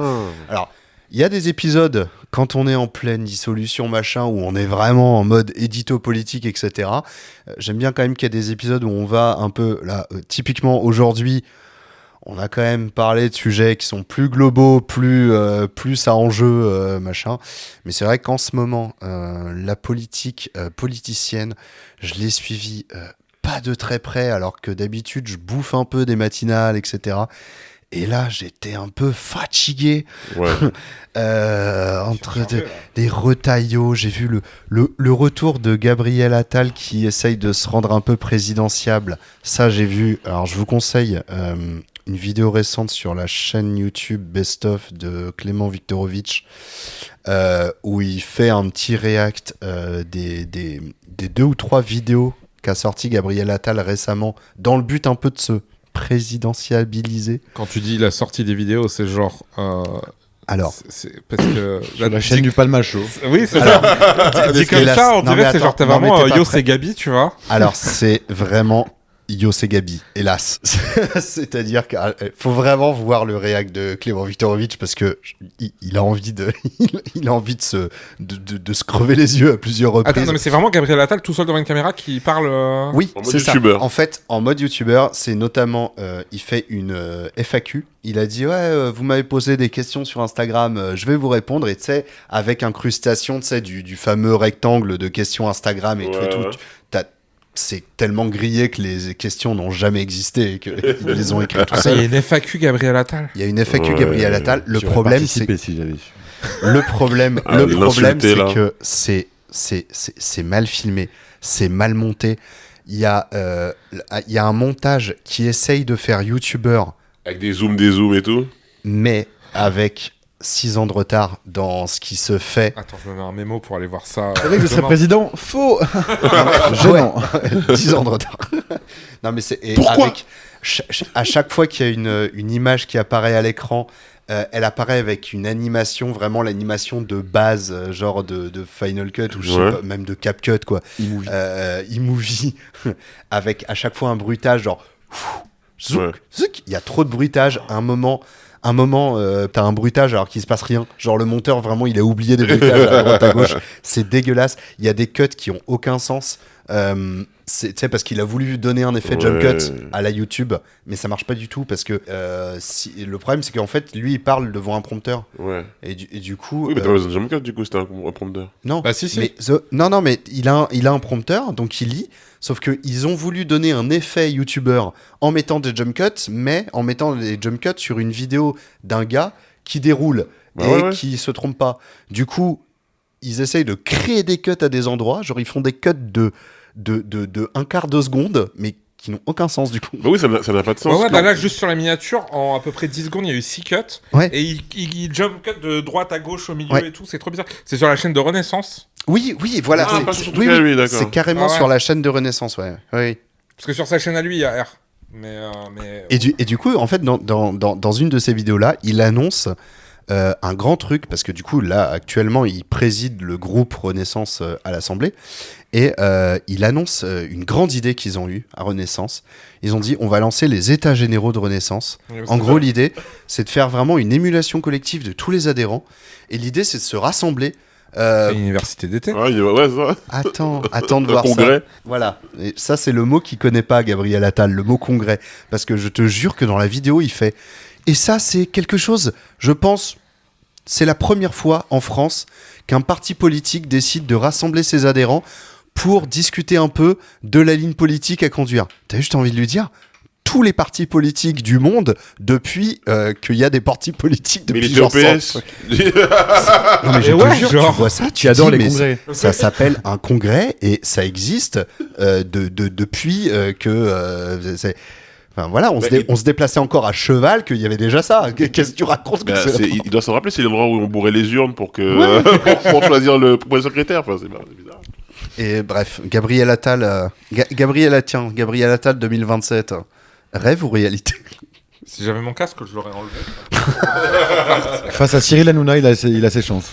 Putain. C'est cette timeline-là qu'on a choisie. Mais vous avez vu la liste des gens là? Il y a De Villepin qui revient. Quoi?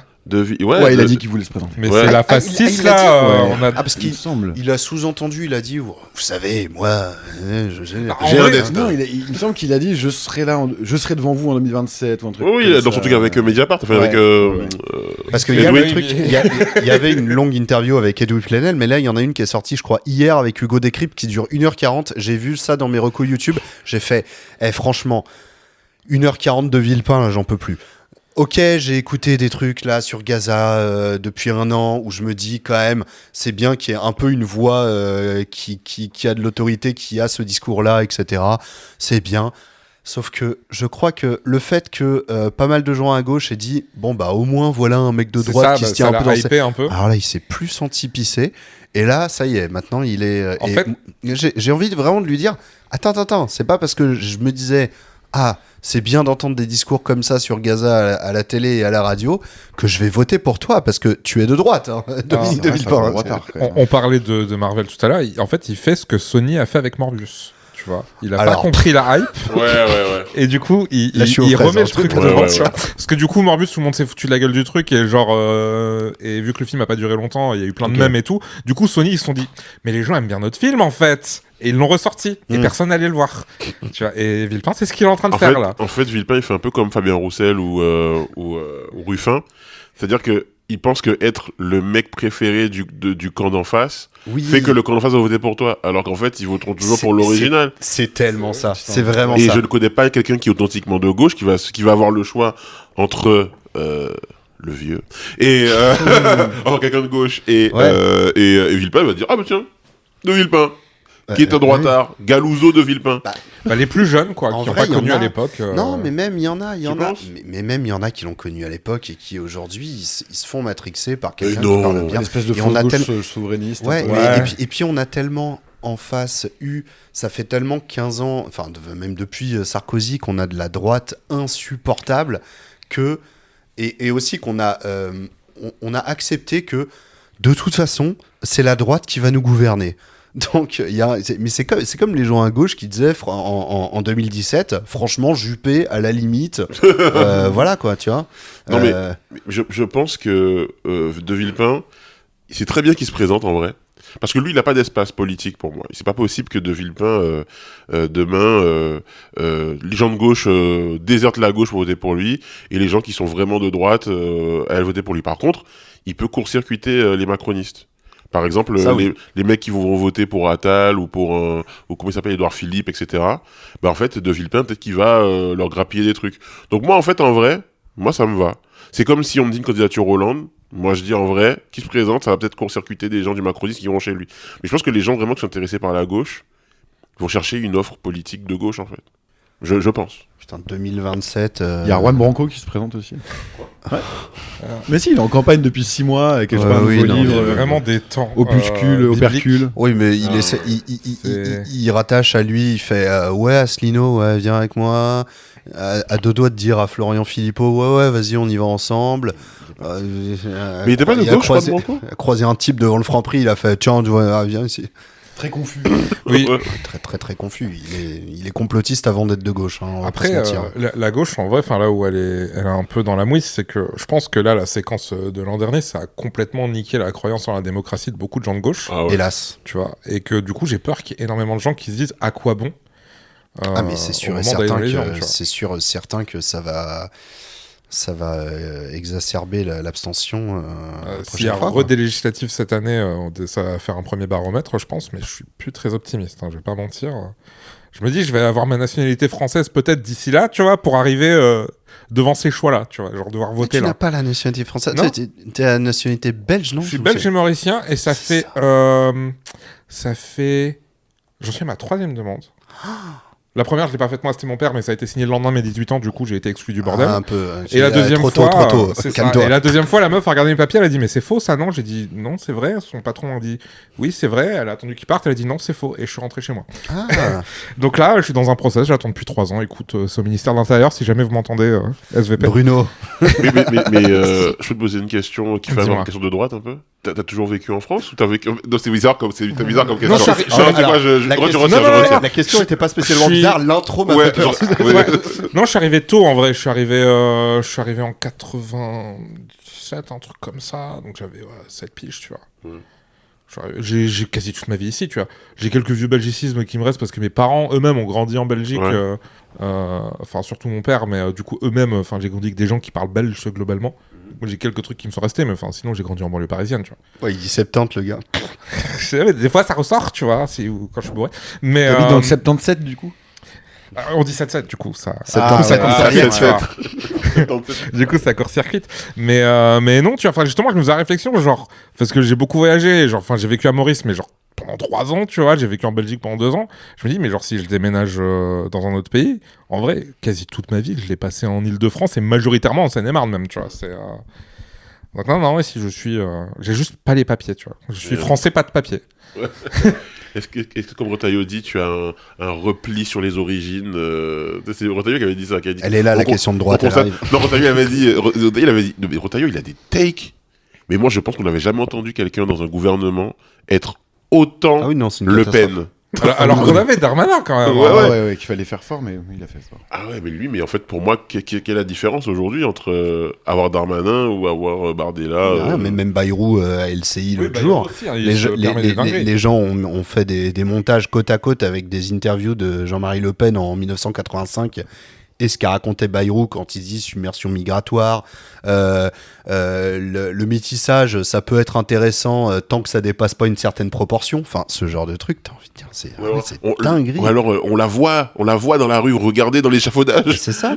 Oui, Quoi parce que Il a dit, regardez les échafaudages quand Ouais. vous m'allez dans les rues. les LCI. échafaudages, je m'en souviens pas. Par contre, je sais qu'il a commencé par parler le fameux truc des racistes, à parler des photos de classe. Parce que mais c'est du ah, Le ça, Pen j'ai dans le pas- texte, j'ai pas ça, compris. ouais. C'est... Ah non. Ah ouais, Wesh. je t'enverrai le truc. Parce qu'en fait, moi, j'avais pas entendu ça. Et sur mon chat, on me dit, ouais, mais t'as vu ce qu'il a dit sur les LMI? J'ai dit, mais quoi, qu'est-ce qu'il a dit? Et on m'a donné un timecode et tout. Et je vois, le gars, il parle des échafaudages pour voir les gens, les travailleurs. Et tu vois que c'est pas des blancs, quoi. Mais bon, c'est. Voilà. Wesh.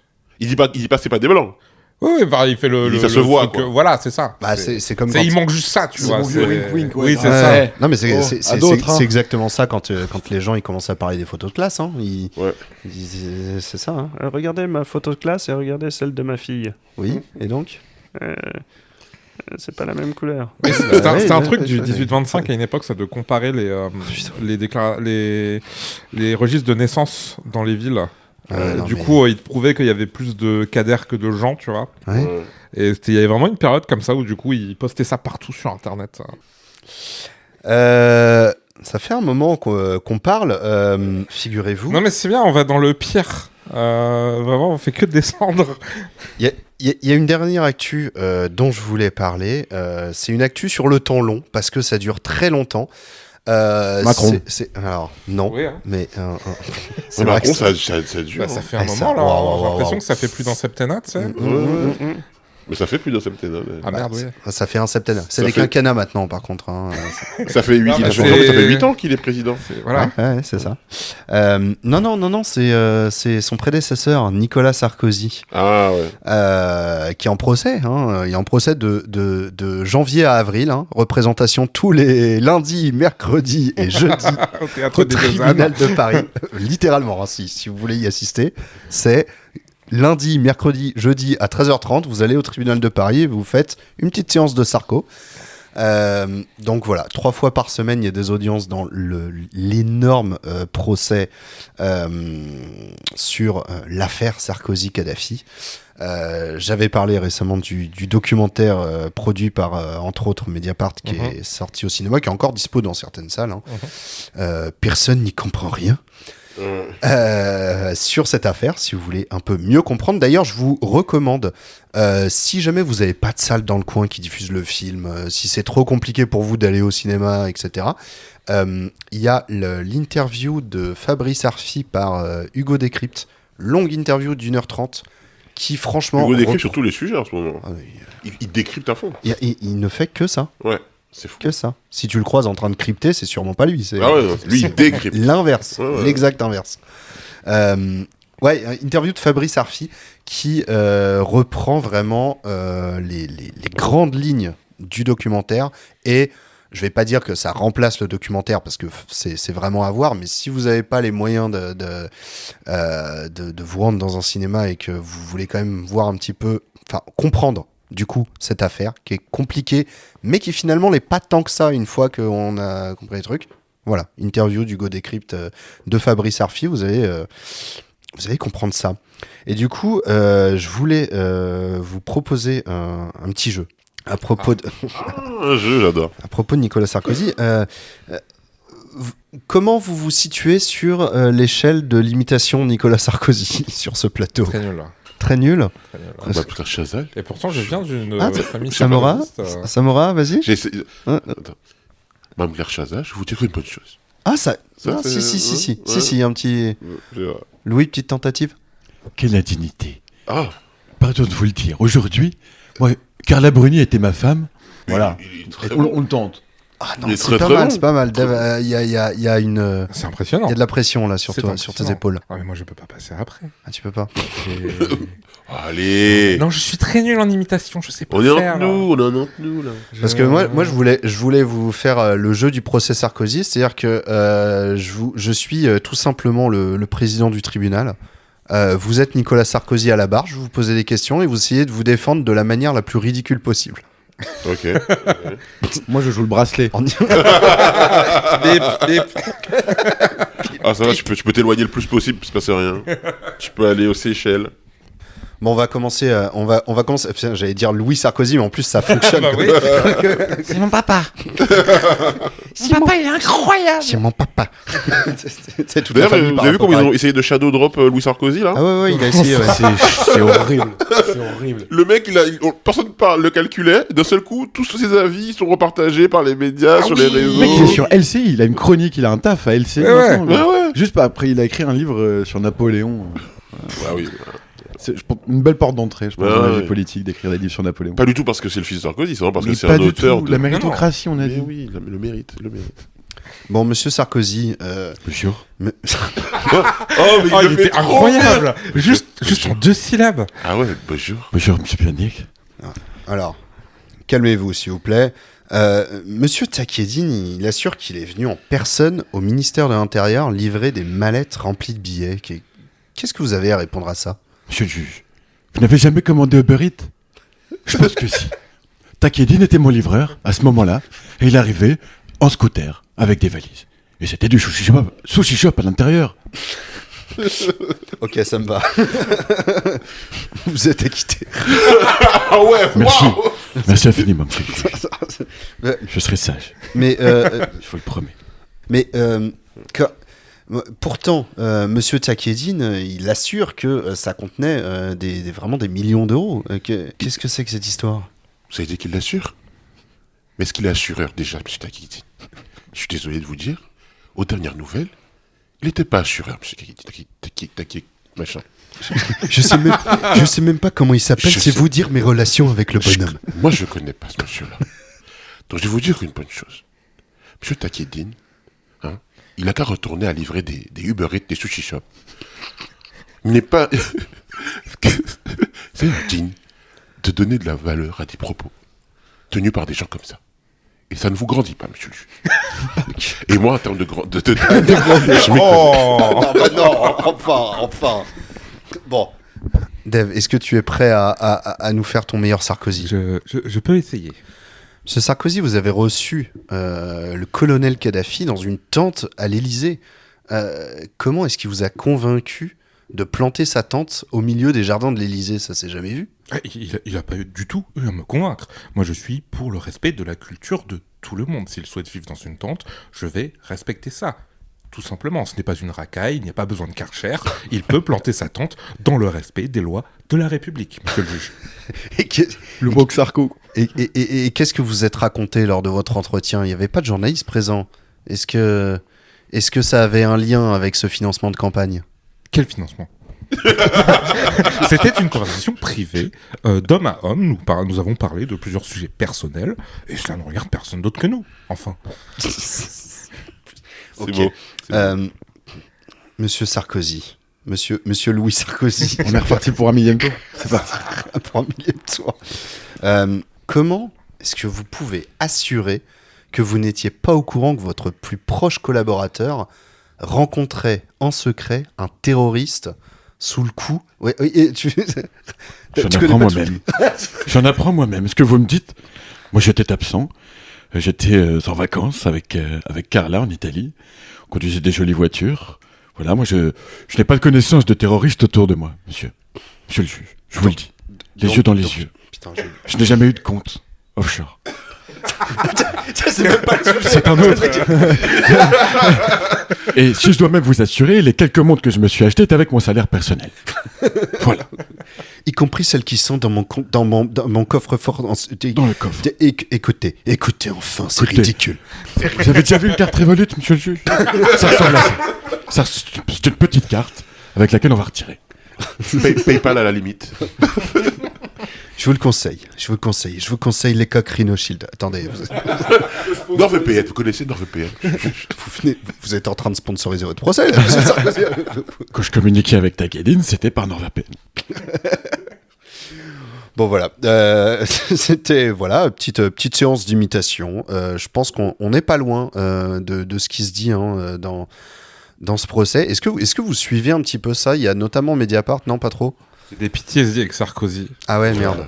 Vraiment, ouais. Genre, Daron full Sarkozy, tu vois. Ah merde. Mais non. Mais si tu veux, le niveau, c'était l'année de mon bac, c'était 2007. Ouais. Et donc, on a fait un petit barbecue pour fêter mon bac, mais du coup, qui a été interrompu pour un toast à l'élection de Sarko.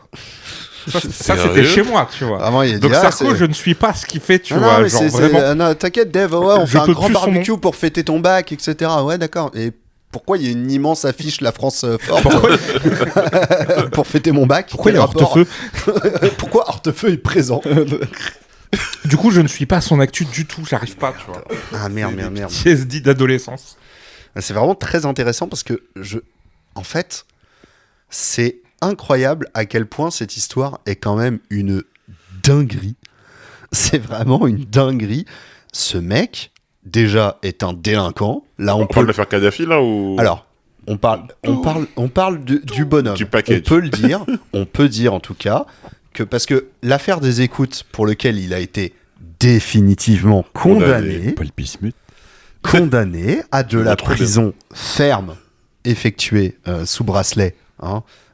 Mais voilà, une peine de bracelet, c'est de la prison ferme. Ça me choque de ouf, genre que t'as un ancien président qui se retrouve avec un bracelet électronique. Ça devrait être un scandale international, tu vois. Et pas tant que ça.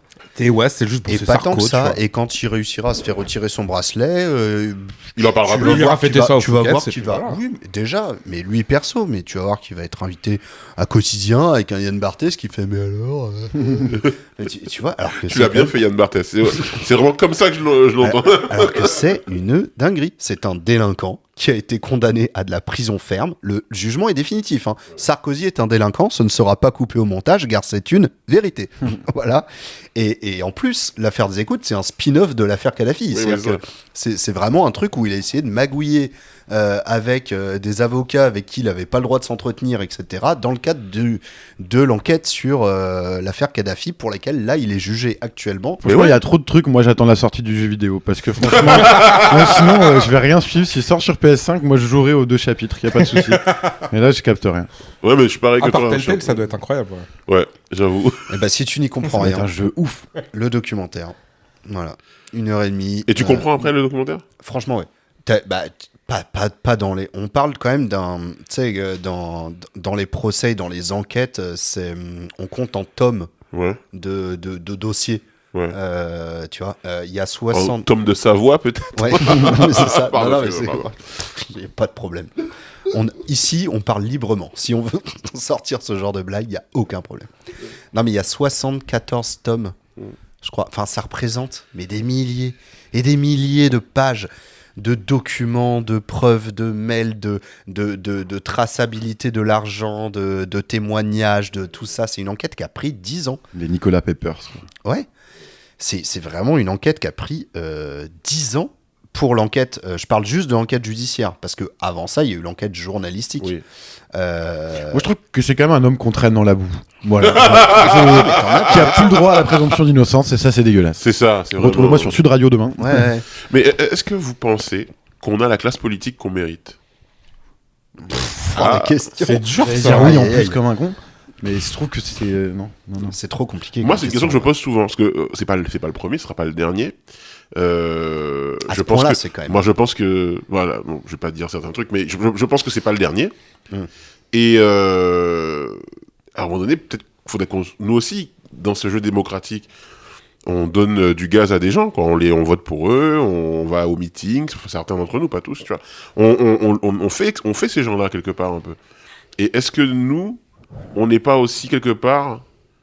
Des fois, je me demande, est-ce qu'on n'est pas dans le jeu aussi, tu vois. Est-ce qu'on n'a pas une classe politique qu'on a Moi, je pense pas. Ouais, tu penses pas? Non, on parce subit que ces c'est gens-là trop- Oui, ouais. En fait, on subit un système global de classe politique. Mais Nicolas Sarkozy, il a vraiment créé un système autour de lui qui est quasi mafieux. Et moi, j'ai pas de problème à le dire avec ça. Encore une fois, il a été condamné de la prison ferme pour des trafics d'influence entre avocats et dans l'affaire des écoutes. Donc pour moi, c'est ça que ça veut dire. Donc, Sarkozy, on est quand même sur un level assez haut, quoi. Ouais. On est vraiment sur un level haut. Tu vois, on a eu Chirac, c'était aussi pareil. Ouais, c'était bon gangster aussi. Ouais, mais est-ce qu'il n'y a pas un peu l'image qu'on en avait et qu'on a... Bon, il a été condamné aussi, pour le coup, Chirac. Il a été condamné aussi pour les emplois. Ou alors c'était peut-être davantage normal d'être condamné à cette époque-là dans la politique, et peut-être qu'aujourd'hui on accepte moins ça. Bah, ça dépend. Enfin, typiquement, Sarko qui est condamné, ça aime pas grand monde, quoi. Ouais, non. Parce qu'il est plus aussi responsable. Ouais. Il est plus aux manettes aujourd'hui. S'il avait été, par exemple, encore député à l'heure actuelle, peut-être que là, les gens se seraient dit, bon, est-ce qu'il peut rester député alors qu'il a été condamné? Après, si, les gens du RN, ils se font choper tous les 2 matins à faire des petites magouilleries. Mais en fait, le truc... Mais au final, ils font un tiers des votes aux européennes, tu vois. Mais tu vois, par exemple... Marine Le Pen, elle va peut-être avoir une inéligibilité parce qu'ils ont détourné des fonds européens. Il y a Bayrou, on découvre qu'il a couvert une affaire de pédocriminalité dans une école. En fait, on apprend tous les jours des trucs de ouf et on remet pas en question. C'est vrai qu'il n'y a pas de grosse remise en question. La classe politique, on la remet pas en question. Alors peut-être qu'il y a un problème dans cette 5e République où en fait tu veux pas destituer, le peuple peut pas destituer quelqu'un. Et ce qui est fou, pour revenir à ce que tu dis, c'est que on a beaucoup plus de facilité à cancel un homme politique comme Benjamin Griveaux parce qu'il s'est fait griller à se branler en vie. Non mais c'est horrible. Alors c'était du revenge porn en plus. On n'était même pas sur. C'est ça. Ouais, c'était même pas illégal. C'était juste. Non. Hors de la moralité de la vie familiale, à la limite. Mais ouais. Rien d'illégal, même j'ai envie de dire, même moi en tout cas à mon échelle, rien de moralement répréhensible. Le côté moralement répréhensible, c'est plus à la personne qui a diffusé la vidéo et qui lui a extrait cette vidéo, etc. Et le gars est et le gars est out, quoi. Ouais. Il a fini par rester député, il s'est repris il a refait quelques interventions à l'époque à l'Assemblée nationale, mais c'était finito, quoi. Parce que Il avait retrouvé un poste ensuite dans un truc, dans une administration dont l'acronyme est la BIT, la BITD. Je ne rigole même pas. Il avait été nommé numéro 1 de la BITD, un truc de la défense, et ils ont dû le renommer parce qu'ils se sont dit putain, si Griveaux arrive à la BITD, ça risque d'être un peu complexe de l'expliquer aux équipes. pour l'anecdote. Mais voilà, quoi. C'est-à-dire qu'il y a Habite plus à Griveaux. et sur Sarkozy. Moi, admettons que par magie, pour 2027, la droite dit la droite fait une union de la droite et le candidat c'est Sarkozy. Ah tu oui, vois. mais- Tu sais, et il fait ses 20% larges. Mais personne- Nadine Morano, première ministre. Non, mais moi je suis persuadé que si Sarkozy se représente, il peut gagner et redevenir président. Hein. Ouais. Moi, il y a des gens, tu sais, les gens qui voient que le système va pas bien, mais qui ont du mal à remettre en cause les symptômes, tu vois. Enfin, les causes, pardon. Ils voient les symptômes, pas les causes. Et il y a des gens qui disent, sous Sarkozy, quand même, c'était quand même mieux.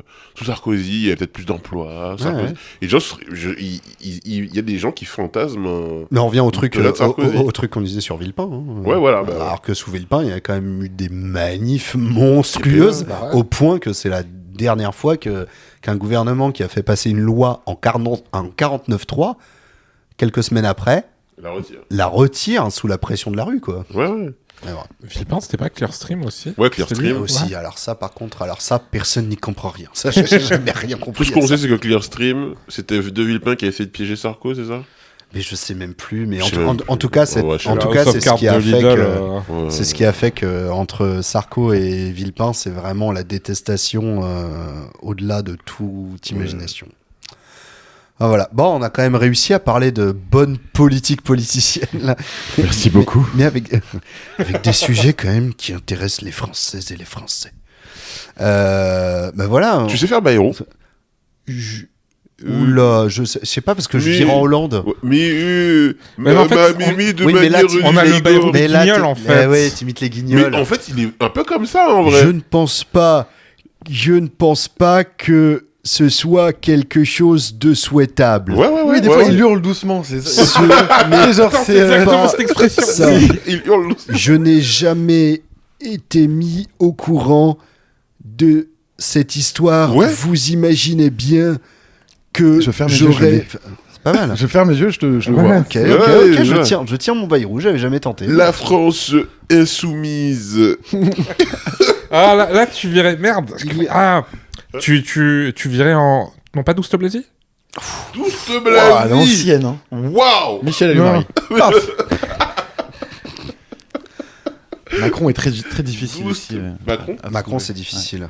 Il y a un gars sur Insta qui s'appelle Sarko D'Amelio, qui fait très bien Sarko, et qui Ouais, fait très bien, Ouais. qui imite très bien. Mais il est obligé de... Il a pas une voix qui marque. il faut commencer avec la petite phrase d'accroche avec Macron, c'est pour dire « Pardon de vous le dire ». Oui, exactement. Ah. Pardon de vous le dire. Pardon de vous le dire, mais...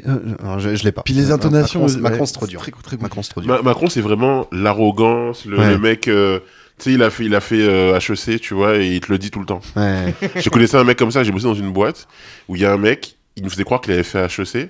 Et donc tout le temps il me disait, vous savez, à HEC, on fait ça. Et en fait, juste sa daronne ou son daron bossait à HEC en tant que salarié de l'école. Et donc il était souvent dans l'école. Ouais. Mais C'est un mytho de compète, Ouais. quand même. Hein. Et donc il avait plein de photos à HEC, des trucs comme ça et tout. Et du coup, Putain. bah en fait, il était juste, il allait voir là où ses parents bossaient. Bah écoute, dans ce cas-là, moi j'ai fait l'INSEAD, grande école de management et d'école de commerce à Fontainebleau, école internationale. J'ai fait l'INSEAD en tant que technicien, mais Ouais, c'est que j'aurais fait- Cette mitraillette. c'est que je ferais l'armée, tu vois. Mais ça me met pas bien forcément non plus, quoi. J'ai pas trop la dégaine. T'as fait l'armée? Non, du coup, mais si Ah, on ouais. répondait comme ça, bah, moi je suis à l'armée, ouais. Ouais. Je suis militaire, Ouais. absolument, voilà. en tout cas j'ai déjà regardé Rambo à la télé, quoi. Ouais, j'adore. Le 2. Je joue à Call of. Bon, bah écoutez, merci à vous Merci à d'être toi. venus dans le 1000e tour. C'est combienième épisode? 32. 32. Et ouais, mine de rien. Ça fait un peu moins de 2 ans que c'est parti. Et voilà, quoi. 32 épisodes. C'est beau. C'est beau. En total, C'est incroyable. 1D. Et Dans la ce- première fois qu'on a rec, c'était dans cet appartement que tu venais C'est vrai, tu tu es d'arriver venu pour l'épisode dans les 9. carton Ah, il y avait rien. Non, il y c'est avait vrai, rien. c'est vrai, j'étais là depuis 2 jours, un truc comme ça. Exactement. Ouais, c'est vrai. Donc là, c'est quand même vachement beau, quoi. Ah ouais. C'est, Ah oui, on avait même pas peint. J'ai l'impression d'être dans les déménageurs de l'extrême, tu vois. Tu sais, la nouvelle maison, là, quand ils construisent une maison pour... Avec le panorama comme ça, avant, après, et tu vois... Eh Doug, dis-moi, regarde, c'est incroyable ici, cette maison est toute neuve. Waouh. Vraiment, vraiment très cool. Putain, c'est vrai. Bah écoute, très content de t'avoir reçu à nouveau et très content aux 2 autres de vous avoir reçu pour la première fois. On est les dans 2 le autres, tour. Oui. Les 2 autres, là, c'est eux, là. Les 2 autres, ouais. J'ai oublié les noms. Merci pour l'invitation, écoute. Tev et Samora, merci à vous. Merci Louis. Peut-être un dernier mot si vous voulez annoncer quelque chose qui arrive, Samora. J'allais dire cassolette des derniers mots, mais bon, je peux faire ça. Sérieux. Je commence une nouvelle émission que je vais tourner dimanche, si tout va bien, qui s'appelle Yécric. Yécric, c'est un mot créole qui veut dire qu'on fait quand on commence une histoire. Et en fait, je fais ça avec Histoire Crépue. Ok. Et en fait, c'est une émission qui va parler des Outre-mer. Et la première émission, c'est justement sur la représentation médiatique des Outre-mer entre doudouisme, exotisation et ultra-violence, comment dirais-je, représentation ultra-violente des territoires, avec les zones interdites et compagnie et tout.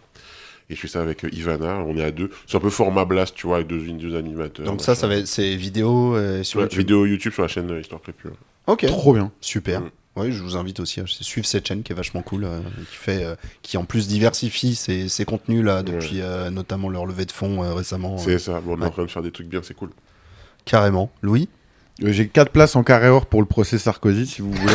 J'allais dire Beyoncé, putain. C'est lundi d'après, pas ce lundi-là, parce que je suis pris, mais voilà. Si quelqu'un les veut, j'y vais, mais que en fausse par contre. Je veux faire les pogos. Si c'est pour s'ambiancer, je peux comprendre. Sur une défense bancale de Sarkozy, moi je suis dans les pogos, il y a pas de problème. Bah oui, bien sûr. Non, on peut. Est-ce que ta série d'articles sur Mayotte, est-ce que tu vas en sortir? Donc il y a eu du Nouvel Obs, il y a La Croix, il y a Pèlerin. Alors à mon sens, la plus intéressante, c'est celle des jours, pour les jours, parce que j'ai retrouvé les personnes dont je racontais déjà l'histoire pendant le Ouambouchou, l'opération de Darmanin anti-immigration, anti-habitat informel et anti-délinquance. Celle-là, je l'ai pas lue parce qu'il n'y a pas les jours sur la BNF. Ah, en effet, mais abonnez-vous aux gens. Mais voilà, oui, qui bien est sûr. Un jeune, enfin plus si jeune que ça, mais voilà, média en ligne qui privilégie le temps long. Donc là, qui m'ont permis de raconter l'histoire du cyclone via ces personnes-là. Donc moi, j'espère retourner à Mayotte bien vite, sûrement cet été, pour quelques mois. J'ai une question à te poser par rapport à Ouambouchou. On est d'accord que Ouambouchou, en fait, ça a été juste de l'esbrouf, il s'est rien passé derrière. C'était 2-3 jours de tournage, et puis après, ça... Exactement, c'est l'esbrouf qui a coûté un pognon de dingue et qui n'a servi à rien à part remettre les gens face à une violence d'État qui est présente, la précarité, parce qu'il y a en effet des quartiers en tôle qui ont été détruits sous décision judiciaire, mais les personnes ont été hébergées pendant quelques semaines ailleurs, puis sont allées construire des logements informels ailleurs après. Donc voilà, c'est du... voire même au même endroit, c'est du peanuts, quoi. Non, pas au même endroit, là, pour le coup, le quartier de Talu 2, à Magicavo-Koropa, lui, n'est plus là. Mais les personnes habitent aux alentours et tout. D'accord, ok. Mais c'est inutile à fond. C'est des problématiques que j'ai pas mal suivies à une époque où j'étais beaucoup impliqué dans les campements, les bidonvilles, en fait, pour le coup, en Ile-de-France, de personnes roms. Et en fait, t'avais la même chose, expulsion, reconstruire... Parfois au même endroit, mais souvent ailleurs, mais à côté. Parce que de toute façon, les enfants, ils sont scolarisés dans les villes en question. Donc, s'ils reconstruisent, c'est à côté. Bref. Petite parenthèse, mais bon, voilà quoi. Donc, faire le suivi de ça dans quelques mois, voire... Voilà, exact. Et puis, redépart sur d'autres terrains de reportage dans les mois qui viennent. Ok, et Dave? Je suis fasciné par tes figurines des Guignols de l'info. Elles sont incroyables. Ah mais bonjour. Elles sont incroyables. J'avais jamais vu ça. Alors, ce sont des pions du jeu de société des Guignols de l'info qui est sorti. J'ai pas le jeu, j'ai acheté juste les pions et apparemment, apparemment le jeu est nul à chier. Sachez-le, le jeu de société des Guignols de l'info, les pions sont incroyables. Moi j'avais le CD-ROM. Ah, mais ça par contre c'est super. Ça par contre c'est super. Non mais j'avoue, ton étagère est incroyable. Je vois la cassette de Starmania et tout. Enfin c'est. Merci. En fait, on dirait une vidéo de Sylvquin. On a des obsessions en commun avec Sylvain. J'ai même un cadeau pour lui depuis genre 2 ans que je l'ai toujours pas offert. À chaque fois que je le croise, je l'ai oublié. C'est une croix de pharmacie. Non, c'est un ordinateur de poche Apple, un truc, un Newton. Comment s'appelait le truc, mais côté Windows, le nom un peu plus, un Palm, tu sais. Non, c'était même avant Palm, je sais plus, mais c'est ce genre de truc, mais Apple, que j'avais trouvé en vide-grenier et qui est pour lui. Voilà. Si jamais tu écoutes ce podcast, Sylvain, la prochaine fois, je ne l'oublierai pas et je te ferai. Donc toi, ça, c'était ton actu très immédiate. C'était ce que tu as sous les yeux. Non, bah écoute, il y a toujours la production de vidéos, il y a la production de shorts, ça prend toujours un temps incommensurable. Et avec une amie journaliste, Arwa Barkala ou Parquette de Lulu sur les réseaux. Qu'on a déjà reçu dans le Millième Tour plusieurs fois, dont une fois avec lui. Et du coup, ça fait un moment qu'on fait ça, mais du coup, qu'on prépare en tout cas, il faudrait qu'on lance la prod pour de vrai, mais on prépare une émission d'actu internationale mensuelle qui arriverait sur Twitch. Enfin. Mais du coup, faut qu'on s'y colle pour de vrai. Mais le problème, c'est que si vous connaissez Arwa... Je sais que ça fait des années qu'elle veut faire ça. C'est que le souci d'Arwa, c'est que si tu lui demandes quand elle est dispo, elle te dit « Désolé, là, je pars de Dakar et je vais je sais pas où. » Et du coup, c'est compliqué. Mais je vous avais vu sur Twitch pour les présidentielles américaines. Et il y avait une super alchimie entre vous deux. J'ai vraiment kiffé. Grave, non, c'était vraiment... Oui, c'est vrai qu'on avait fait ça, du coup, pour la soirée électorale avec Arwa. On avait passé la nuit sur Twitch. C'était un truc assez éprouvant, mais c'était très cool à faire. Et du coup, c'est là qu'on a eu cette idée-là, justement. Du coup, voilà. Ok, hâte de voir tout ça et merci à vous d'être venus dans le Millième Tour. Et voilà, et les auditrices et auditeurs, à bientôt pour un prochain épisode. Salut. Salut. Ciao.